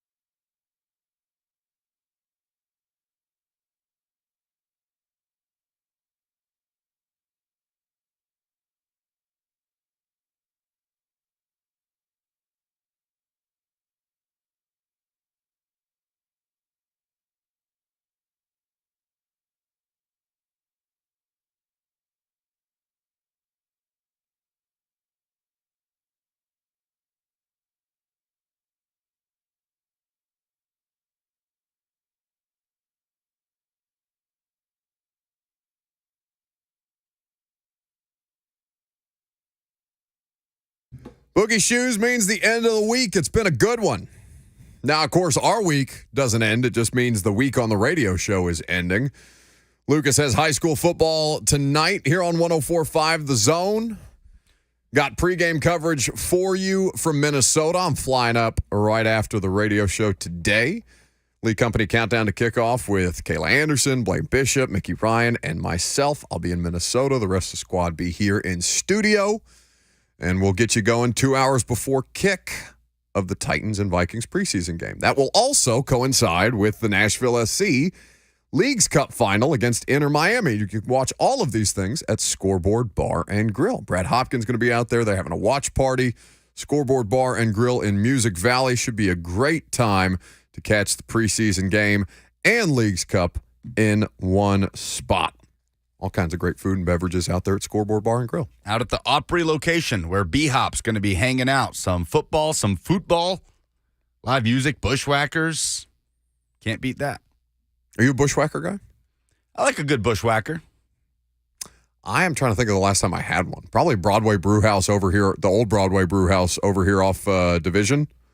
Last time I went for it, that's probably 5 years ago. Scoreboard has the best bushwhackers that I have had. Indisputably. Yes. So you can go and watch the games there. Meanwhile, speaking of Nashville SC, Leagues Cup tomorrow. We obviously are excited to do our jobs as a part of Titans Radio and the Titans Radio broadcast team, and to go to Minnesota cover a game. But it's going to be an awesome event at Geodis Park. We both of us wish in some part that we could participate in some form or fashion. One of those days you wish you could be two places at once. Yeah, just simply can't. But for those of you who are going to be in attendance, it looks like there's still tickets for sale. The ticket prices are outrageous. Outrageous. I saw 2 tickets in the lower bowl, about 5 rows up, going for $11,000 a piece. Yeah, those resale prices are nuts. Yeah. They're out there trying to gut people. Now, I assume by Saturday, people are just going to be trying to make whatever money they can make on this. So if you're trying to play the long game and wait for prices to come back down, I don't know that that's the best strategy, but there may be some opportunities to get back in there and get involved. A reminder to download the 104.5 The Zone app to listen. When you download the app, there's the option when you open at the bottom for live streams. And when you hit that, there is a Nashville SC specific live stream with the team logo and everything. We have an hour-long pregame show that starts at 7 for the 8 p.m. kickoff. A lot to get into previewing Inter Miami. Will Bowling, Jalil Anibaba are on the call. I'll be on there for pregame. We'll talk to goalkeeper Elliot Panico that has helped Nashville get to this spot. Wait, how are you going to do pregame and Titans radio updates? Somehow I figured out how to be two places at once. We literally just said that you couldn't do that. But I think Nashville can win this thing. I do. I mean... Wait. What? Oh, is that just such an unfathomable thing? The dude is out here just caving people's skulls in.